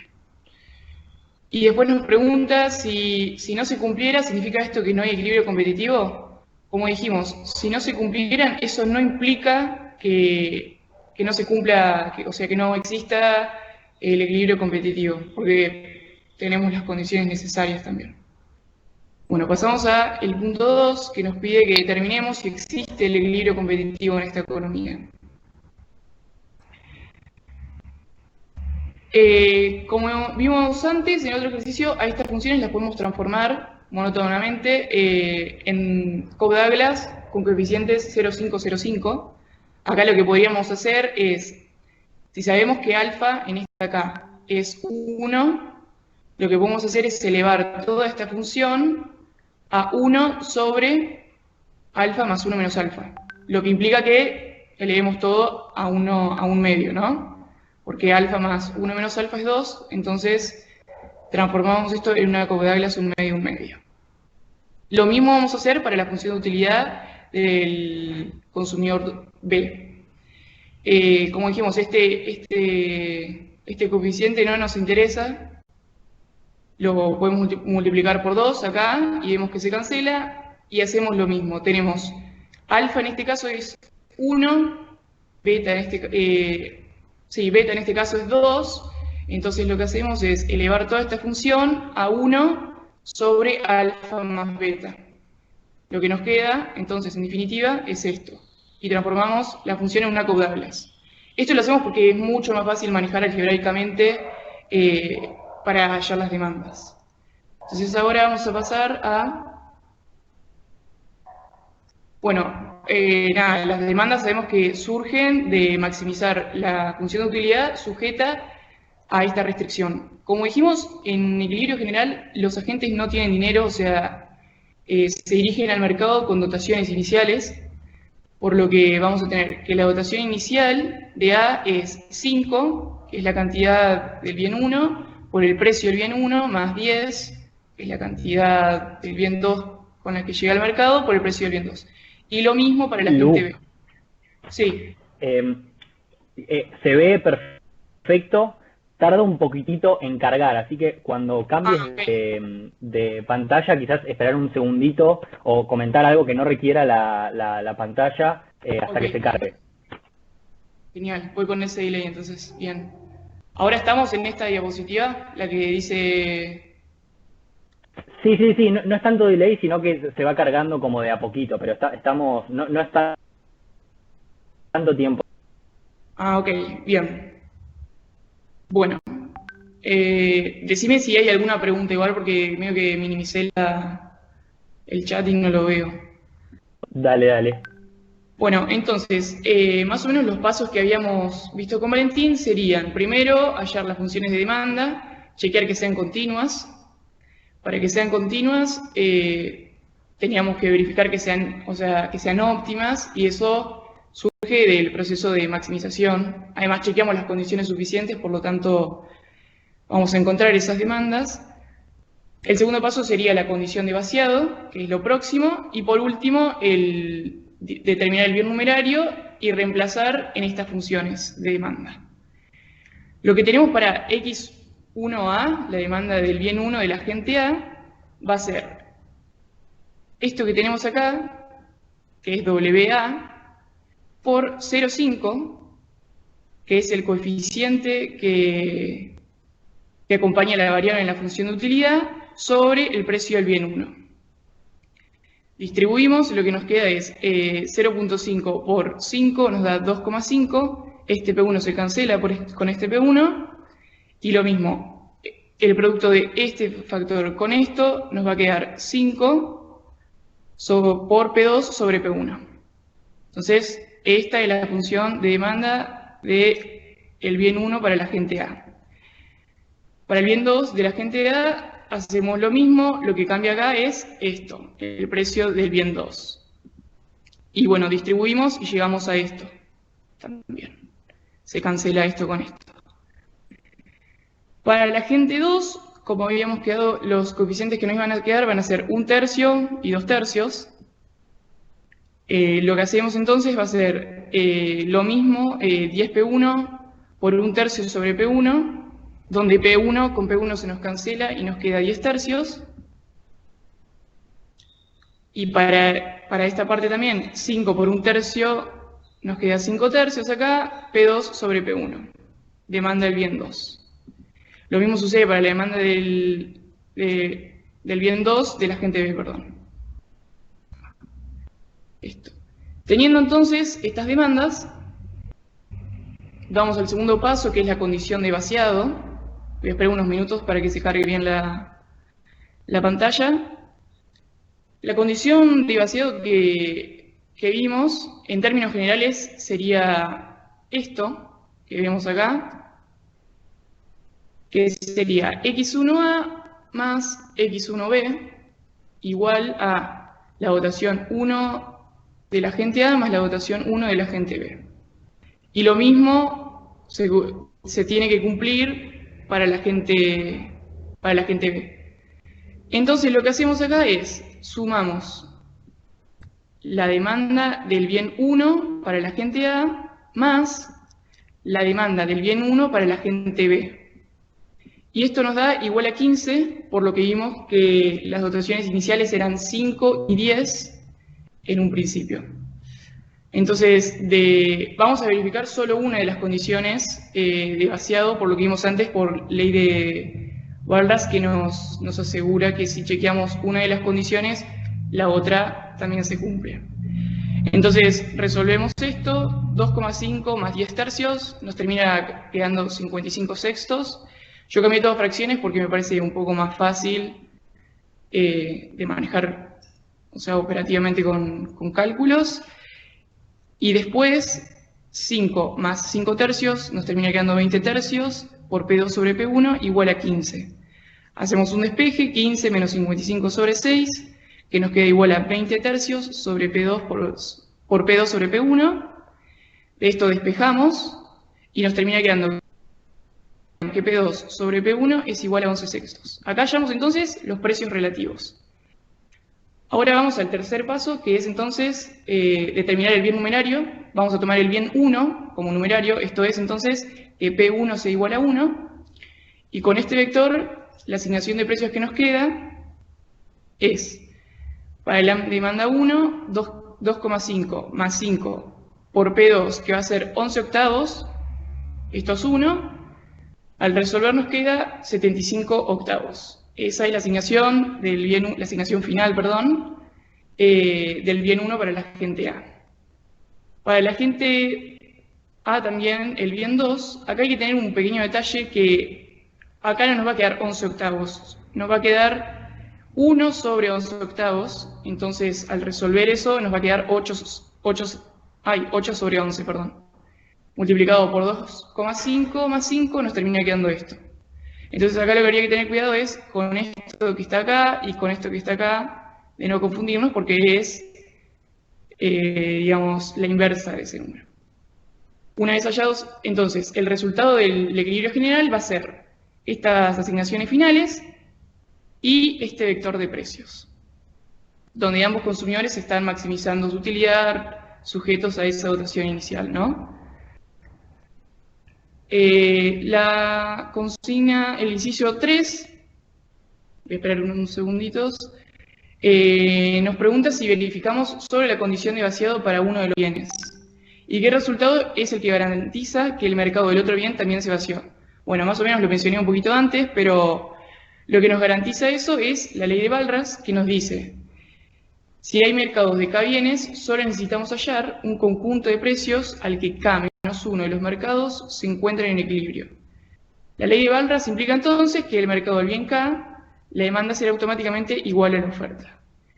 Y eso es un poco lo que vimos antes, vuelvo a la diapositiva anterior, que, digamos, teniendo esta condición de vaciado, solo vamos a verificar una de ellas, porque la ley de Walras nos garantiza que si un mercado está en equilibrio, entonces el segundo también lo está. Otra forma de verificarlo sería, como hicimos antes, chequear que la suma de x1a, es decir, de las asignaciones finales, x1a más x1b, sea igual a esto que está acá. Entonces, 75 octavos. Si 75 octavos más 45 octavos es igual a 15, entonces estamos en equilibrio. Creo que sería eso. No sé si hay alguna pregunta, Valen. A ver.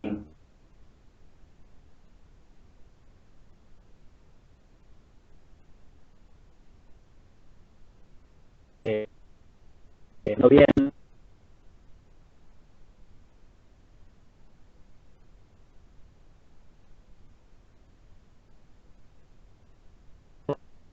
Ahora, Paulo acaba de pasarles por el chat el link a un apuntecito que vamos a usar la clase que viene y que quizás a alguien le puede servir para lo que estuvimos viendo hoy.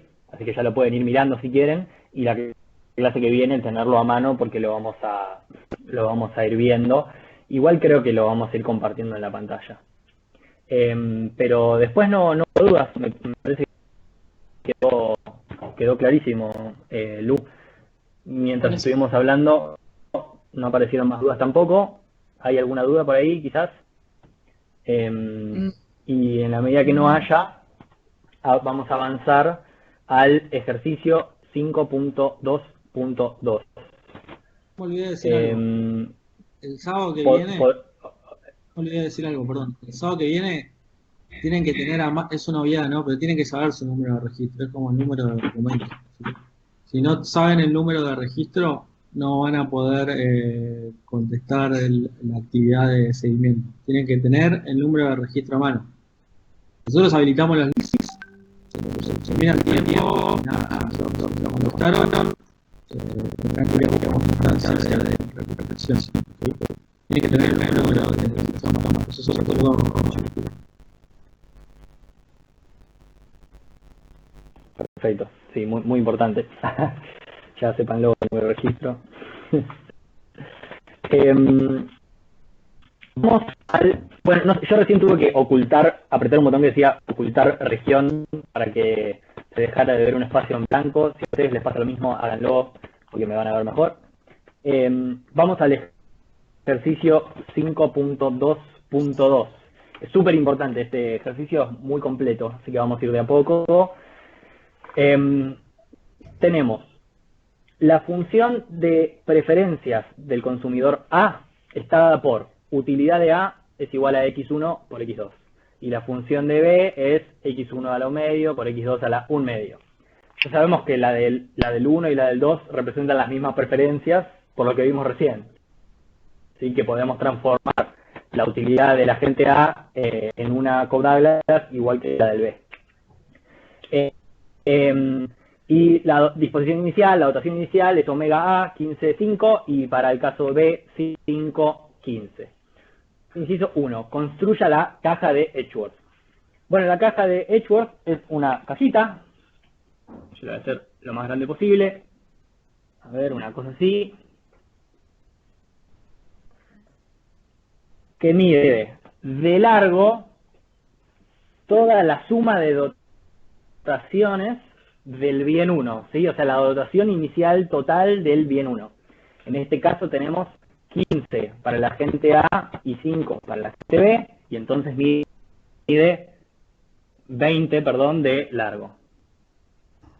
20. Esto va a ser, hacia acá vamos a tener x1 de, bueno, no, esperen, x1, digamos, en el eje horizontal, ¿sí? Y en el eje vertical vamos a tener a x2 la suma de dotaciones iniciales del bien 2, ¿sí? Que es 20.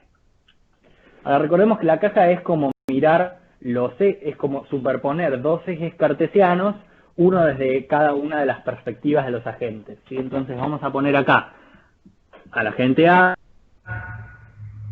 arriba vamos a poner al agente B, y hagan este esfuerzo de pensar que estos son ejes vistos desde el punto de vista de A, y desde este lado es como si estuviéramos viendo los ejes desde el punto de vista de B, donde este es el eje de abscisas, ¿sí? El eje horizontal, y este es el de coordenadas, ¿sí? Entonces acá también este eje mide 20 en total, y este eje también mide 20 en total, ¿sí? Este eje tiene que medir lo mismo que este, y este lo mismo que este. Y acá tenemos nuestra caja de Edgeworth.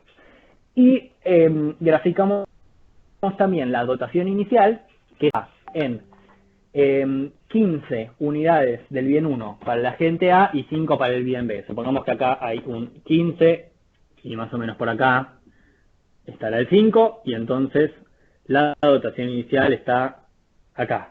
¿Sí? Esto va a ser omega. Ahí está. En el inciso 2 queremos graficar la recta presupuestaria y los conjuntos presupuestarios de A y B para un vector de precios cualquiera, ¿sí? Es decir, si yo les doy un vector de precios, poder graficar una recta presupuestaria en este marco, ¿sí? A ver, dijimos que acá estamos endogeneizando, precios y renta, ¿sí? Y entonces dijimos que la renta de cada uno de los agentes va a estar dada por cuánto puedan vender de su dotación inicial en el mercado y sobre todo a qué precios, porque si se vacía el mercado venden todo. Pero los precios, entonces, digamos, la renta va a estar determinada por los precios y lo que tengan en un primer momento, ¿sí? Si yo, para comprar cosas en el mercado, puedo vender mi dotación a los precios de mercado, entonces esa dotación a esos mismos precios de mercado también la voy a poder comprar, ¿ok? Esta dotación necesariamente está sobre la recta presupuestaria de cada uno de los agentes. En el caso del agente A, porque él tiene 15 del bien 1 y 5 del bien 2, En la gente B tiene 5 del bien 1 y 15 del bien 2. Esto no lo había marcado antes. Entonces, la recta presupuestaria va a pasar por acá, supongamos así. E insisto, va a pasar por ese punto, por algo medio obvio, quizás trivial, que es que cada uno necesariamente puede comprar su propia dotación inicial, dados los precios. Si yo todo lo que tenga de ingreso lo voy a lograr vendiendo las cantidades que tengo, voy a poder recomprar esas cantidades, los precios son los mismos, ¿sí? Entonces, la recta presupuestaria pasa por ese punto, dados unos precios relativos que me van a determinar la pendiente de la recta presupuestaria, ¿sí? Entonces, otros precios relativos me determinarían una recta más horizontal u otros precios relativos una recta más vertical, siempre pasando por este punto. Y el conjunto presupuestario de cada uno de los agentes va a estar hacia su lado, ¿sí? Entonces, el conjunto presupuestario de A, todas las canastas asequibles por A, dados estos precios, están hacia abajo, y todas las asequibles por B están hacia arriba, dados esos precios, siempre. ¿Ok? En el inciso 3, queremos estimar la tasa subjetiva de cambio, o la TMS, para el consumidor A y B, dada la combinación de bienes 1 y 2 que tiene actualmente. ¿Cómo son esas tasas? ¿Tiene sentido el intercambio? ¿Y por qué? ¿Ok? Entonces, yo esto lo grafiqué enorme, lo voy a borrar, después lo voy a tener que hacer de vuelta, pero vamos a calcular las TMS, ¿sí? Queríamos hacer, teníamos la utilidad de A, que era X1 por X2, y la utilidad de B, que era X1 a la 1 medio, X2 a la 1 medio. La TMS era menos la utilidad marginal del bien 1 sobre la utilidad marginal del bien 2. Entonces voy a tener que calcular las utilidades marginales, creo que ahí están viendo, y después reemplazar en la TMS, ¿sí? Vamos con A. U' de X1 es X2. Y U' de X2 es X1.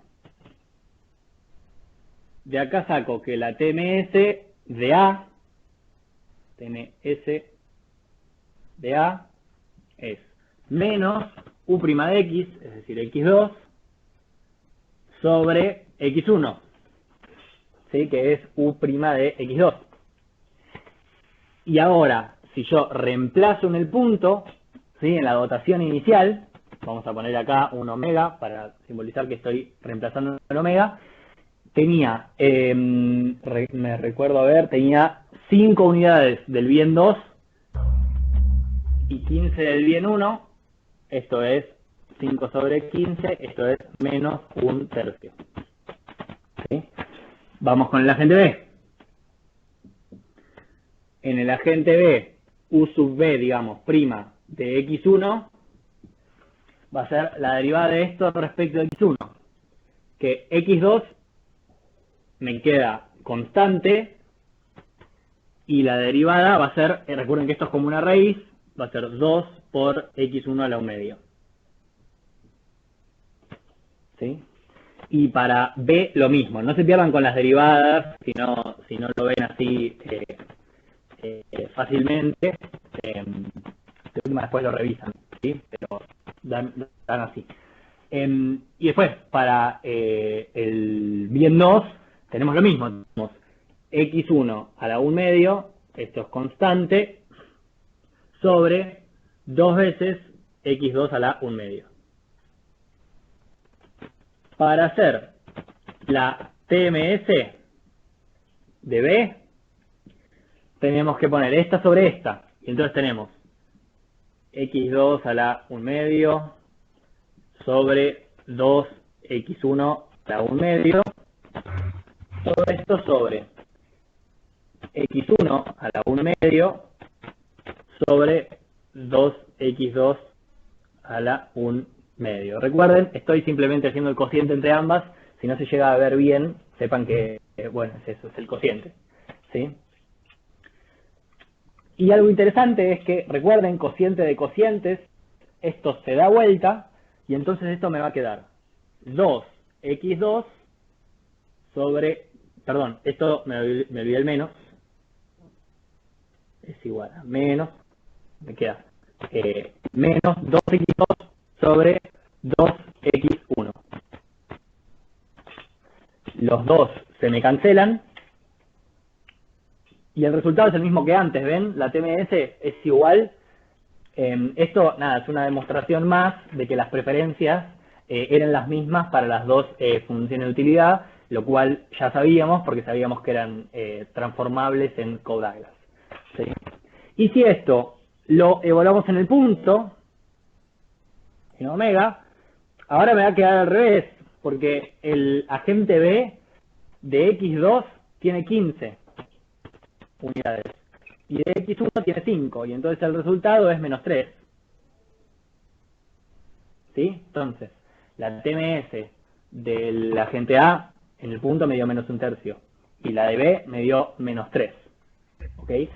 Volvamos a la consigna. La consigna decía calcularlas, y la pregunta de cómo son esas tasas está quizás un poco mal redactada, pero apunta a que digamos si son iguales o son distintas, ¿sí? En este caso son distintas, y entonces, ¿tiene sentido el intercambio de bienes y por qué? La respuesta es que sí, porque en la medida en que las TMS sean distintas, los agentes van a estar dispuestos a resignar un bien por otro en distintas proporciones, y entonces van a encontrar lugar para el intercambio, ¿sí? Vimos que no va a haber intercambio cuando las TMS sean iguales, porque entonces uno solamente estaría a darle al otro a cambio de la misma cantidad que el otro estaría dispuesto a ceder. Es medio raro dicho así, pero el intercambio a las proporciones que estarían dispuestos a intercambiar los dejarían en las mismas asignaciones que antes del intercambio. Eso sería si fueran iguales, pero siendo que son distintas, no, están dispuestos a intercambiar a distintas tasas y entonces efectivamente van a intercambiar, ¿sí? No sé si hay alguna duda hasta ahí que quieran plantear. Voy a volver al gráfico. Es una pregunta del gráfico. Gráficamente son diferentes pendientes y se ve que hay un corte de una curva. Exacto. Ya le respondió. Perfecto. Y de hecho es lo que vamos a ver ahora, ¿sí? Espero que hayan copiado. Creo que mis auriculares se están quedando sin batería, así que si en algún momento me dejan de escuchar, por favor avísame, Lu. Ok, perfecto. Volvamos al gráfico. Teníamos la caja, esta es nuestra caja querida, tenemos una dotación inicial a omega. Teníamos a la gente, los bordes de la caja eran 20 y 20. Grafiquemos las curvas de diferencia. Bueno, vimos que las TMS eran distintas, ¿sí? Y entonces acá las curvas de diferencia se van a cortar. Una cosa así, similar a como vimos en el inciso 1, ¿sí? Se están cortando en ese punto, como dijo Franco. Bueno, nos pide las utilidades obtenidas. Es trivial eso, ¿sí? La utilidad del agente A es reemplazar en 15,5, ¿sí? Y este era el que estaban multiplicadas, así que esto va a ser 5 por 15. Si no me equivoco, esto da 75. Y la utilidad del agente B va a ser la raíz de 5 por 15. ¿Digo bien 75? Sí. 5, 50, sí, perfecto. Y entonces va a ser la raíz de 75. ¿Sí? Esta sería la utilidad que tienen en este primer punto omega. ¿Ok? Queremos en el inciso 5 buscar una combinación diferente de los bienes 1 y 2 para A y B, resultante del libre intercambio entre ellos y donde ambos se encuentren mejor. ¿Cómo se denomina este resultado? Empecemos por esa segunda pregunta. ¿Qué es una asignación resultante del libre intercambio entre ellos donde ambos se encuentren mejor, quizás habría que aclarar, o al menos uno de ellos no esté peor. Con eso, lo que estamos buscando es el equilibrio competitivo, ¿sí? Que implica una mejora paretiana, bautista, para al menos uno de los dos agentes, porque vimos que las CMS no son iguales, entonces es cambiar, pero digamos, el equilibrio o la asignación resultante del libre intercambio entre ellos es la que resulta del equilibrio competitivo. Entonces lo que nos está pidiendo es el equilibrio competitivo. Vamos a pasar a hacer esto, lo voy a hacer medio rápido, porque ya lo practicamos un montón y ya conocemos perfectamente estas preferencias, así que deberíamos hallarlo más o menos rápido. Estamos en el inciso 5, ¿sí? Tenemos el agente A, como era en Código 0505, va a tener un medio de tenía 5, ¿qué dotación tenía? Tenía 15 del bien 1, ¿sí? 15 de 1 y 5 del bien 2, todo esto sobre P1. Que si yo lo simplifico, me queda 15 medios más 5 medios P2 sobre P1. Para el bien 2 del agente A también voy a tener un medio, la misma renta, 15P1 más 5P2 sobre P2. Si esto lo simplifico, me queda muy similar arriba, 15 medios de P1 sobre P2 más 5 medios y listo. Yo sé que ahí se está viendo medio mal, ahí le va a llegar la tinta a mi marcador, si no igual agarro otro. A ver, X1B, confírmame Luz si ven ahí. Yo veo y a ver si los chicos... Yo veo. Likes. Sí, veo bien, yo también. Se ve. Perfecto, Sí, ok. sí. Para el agente B teníamos también beta de un medio, pero ahora la renta era al revés, era 5P1 más 15P2. ¿Sí? Son las dotaciones. Todo esto sobre P1, que si simplificamos me queda 5 medios más 15 medios de P2 sobre P1. Y para el bien 2 del agente B, tengo de vuelta un medio, la misma renta que en el caso inmediatamente anterior, pero ahora sobre P2.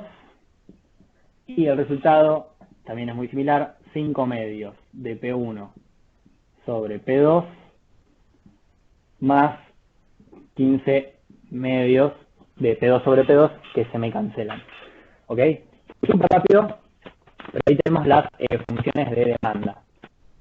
¿Sí? Lo que teníamos que hacer en el segundo paso para hallar los equilibrios competitivos era reemplazar en la condición de vaciado de uno de los bienes y despejar los precios relativos. Y entonces vamos a hacer, por ejemplo, si agarramos el bien 1, hacemos X1A más X1B. Tenemos 15 medios más, esto sería el punto 2, que era aplicar la condición de vaciado. 15 medios más 5 medios de P2 sobre P1 es igual, perdón, más la demanda del bien 1 de la gente. 5 medios más 15 medios P2 sobre P1.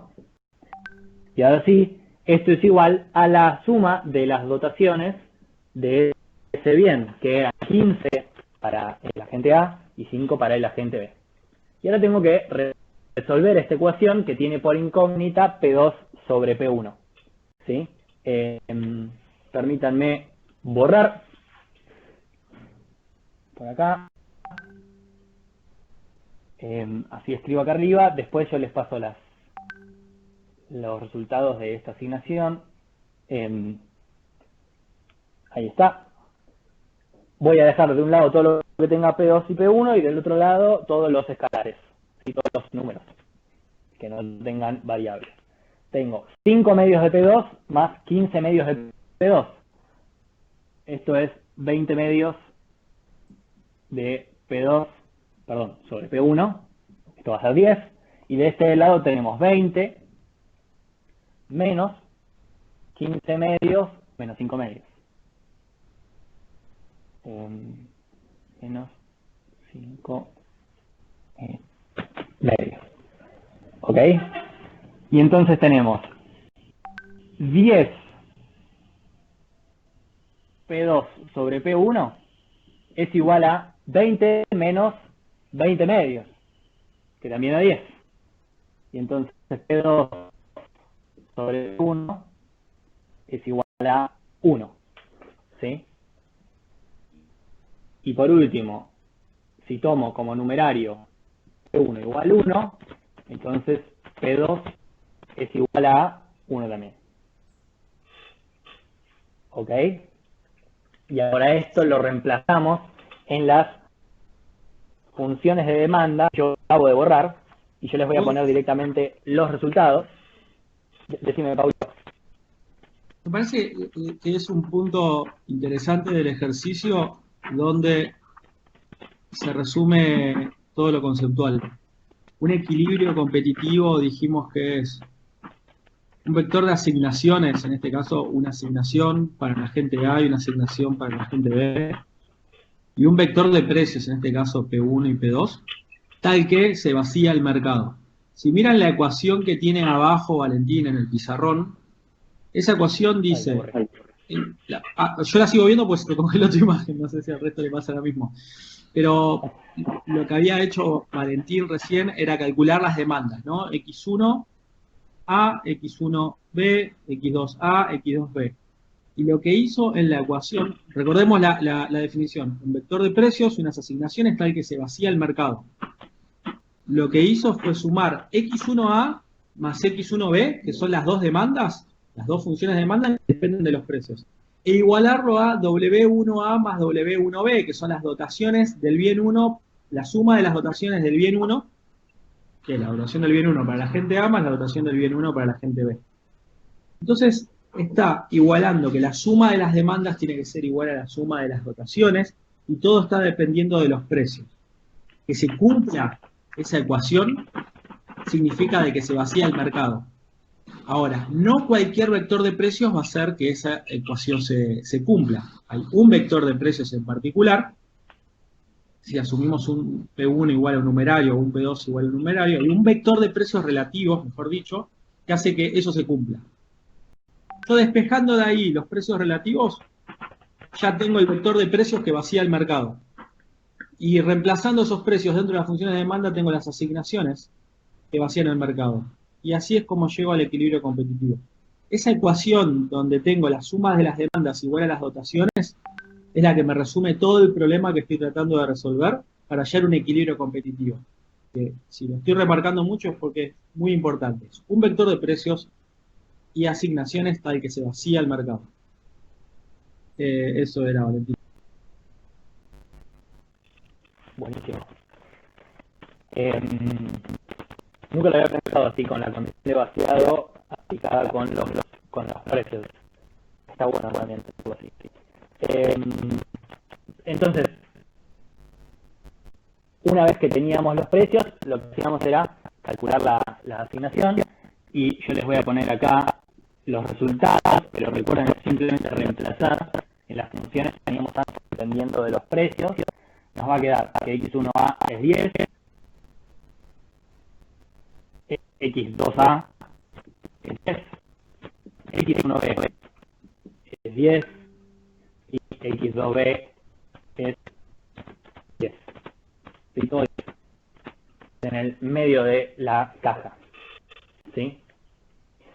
Perdón, Vale, está medio congelada la imagen, ¿puede ser? ¿Alguien lo ve igual o soy yo? Yo también lo veo congelado. Okay. No se ve nada. Igual, hay algo interesante acá, que mientras vos ahí aparece algo interesante, que si las dos Los dos agentes tienen exactamente las mismas preferencias, significa que valoran exactamente igual los bienes. Y tienen cantidades simétricas. Los dos valoran igual cada uno de los bienes y uno tiene 15 unidades de un bien y 5 del otro y el otro al revés. ¿Sí? Con lo cual, si los dos valoran igual los bienes y las cantidades son exactamente asimétricas, eso nos da la pauta de que van a terminar en un lugar donde están en igual de condiciones. Parten de igualdad de condiciones y van a terminar en un lugar de igualdad de condiciones, igualdad de asociación. Si ustedes miran, cuando se sacaron las TMS, iban a ver que eran iguales. Si vos igualabas las dos TMS, ¿sí? Lo que ibas a tener como resultado es que X1 es igual a X2. Vos tenías menos X1 sobre X2 de un lado y del otro lado tenías menos X2 sobre X1, creo. Si vos igualabas las dos TMS, que es lo que tiene que pasar en cualquier punto del conjunto de Pareto, lo que vas a encontrar es que la cantidad del bien 1 tiene que ser igual a la cantidad del bien 2. Eso, vale, mientras escribía mal. Sí, y de hecho eso lo vamos a ver la clase que viene, cuando retomemos este ejercicio en el inciso 7, así que lo vamos a repasar. Veo ahí que Facundo pregunta, porque en el inciso 6 nos pide el área donde el intercambio es factible entre A y B, en el sentido de que pueden estar mejor, o al menos uno de ellos puede estar mejor sin que otro esté peor. Y ese área, habíamos visto, es todo este área, ¿sí? En forma de lentes. No tiene un nombre particular, pero sí conceptualmente es importante entender que es todo el conjunto que implica mejoras paretianas respecto a omega, que era la dotación inicial, que está acá. Sí, es el conjunto de puntos que implica mejoras paretianas respecto a la dotación inicial omega. ¿Sí? Vean lo que yo les comentaba recién. Paulo decía, bueno, veamos el inciso 7, dice, encuentre el conjunto de todas las combinaciones de bienes 1 y 2, tales que las TMS sean iguales, y grafique los resultados encontrados, cómo se denomina este conjunto. O sea, vamos a estar graficando esto que mencionaba Paulo, de todos los puntos donde las TMS son iguales, ¿sí? Que recordemos, se llama conjunto de... No te vemos. Ok, me debe estar andando mal la conexión. La voy a apagar y la voy a volver a prender. De todas maneras, ya se nos terminó el tiempo y yo hoy lamentablemente me tengo que ir puntual. Pero bueno, la clase que viene, entonces, vamos a retomar este ejercicio y vamos a seguir avanzando sobre profundizaciones y complejizaciones de equilibrio general. Cualquier duda, como siempre, bueno, me pueden... Pablo dice mucho gimnasio. Gimnasio mental, tengo que dar análisis 2 ahora, a las 11. Así que hoy me toca irme rápido. Bueno, los dejo igual con Pablo y con Lu para que respondan alguna duda. Un saludo enorme, intenten no seguir la cuarentena y nos vemos el sábado. Dime, Pablo. Van a hacer algún ejercicio con curva de oferta, ¿no? ¿O no? Sí, el inciso 10 de este ejercicio. Ok. Sería interesante que repasen lo que vimos en teoría del consumidor de curva de oferta-precio. Repasen qué era lo que, cómo hacía para distintas preferencias, cómo los graficábamos y conceptualmente qué significa. Les va a servir para la clase que viene. Y el apunte de equilibrio general con preferencias Coe-Douglas genérico que está en la página del curso, me parece que sería útil que lo vayan viendo porque más o menos sigue de una manera bastante prolija todos los pasos que fueron siguiendo Lucía y Valentino hoy durante los ejercicios. Eso es todo.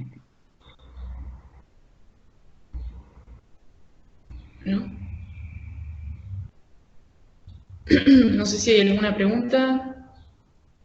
Sí, ¿quiere que veamos esos incisos? 10. Ok. Esperen que busco las consignas, así las tengo en mano.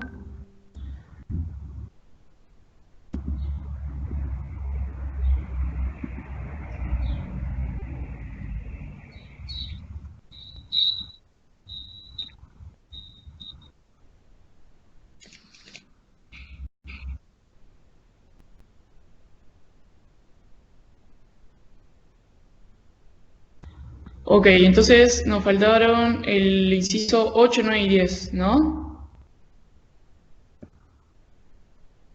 7, 8 y 9. Ok.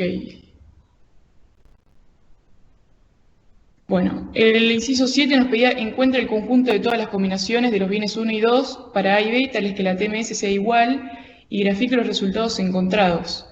¿Cómo se denomina este conjunto? Bueno, eso recién lo acabamos de ver con Valentín, es el conjunto de Pareto, donde se igualan las dos TMS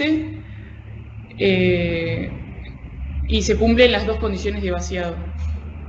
Entonces ahí lo que podemos hacer es armar un sistemita donde igualemos la TMS de A a la TMS de B, planteemos las dos condiciones de vaciado, que es x1A más x1B es igual a W1A más W1B,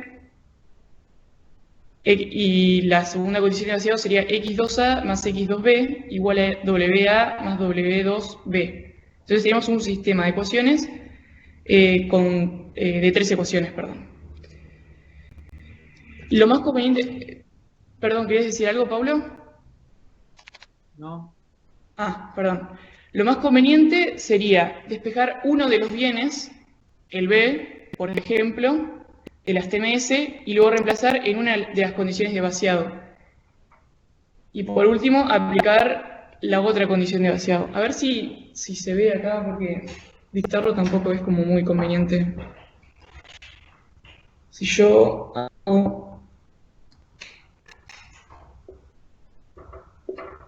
x2a sobre x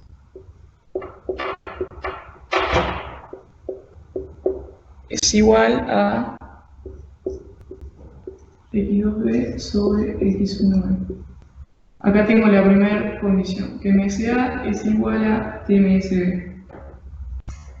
¿Se ve eso? No sé si... Lo que hacemos, vamos a, de esto vamos a despejar x2b, x2b. Lo que nos va a quedar x2a sobre x1a por x1b.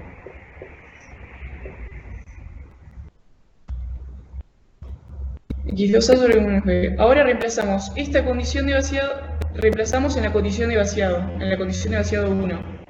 En la condición de vaciado 1 nos dice que es x1a más x1b es igual a W1A más W1B.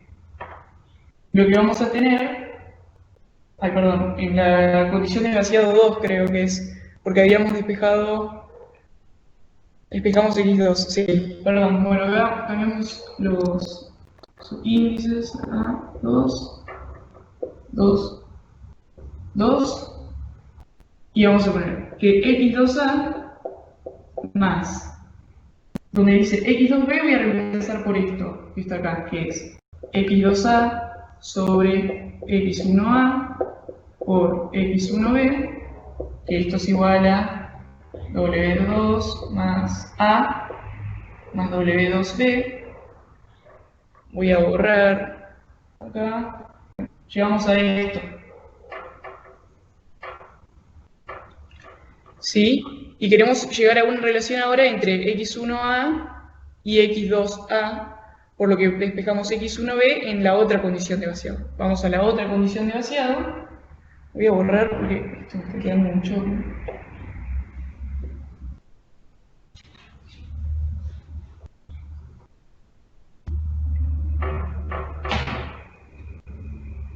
Voy a despejar de la condición de vaciado 1, que era x1a más x1b es igual a w1a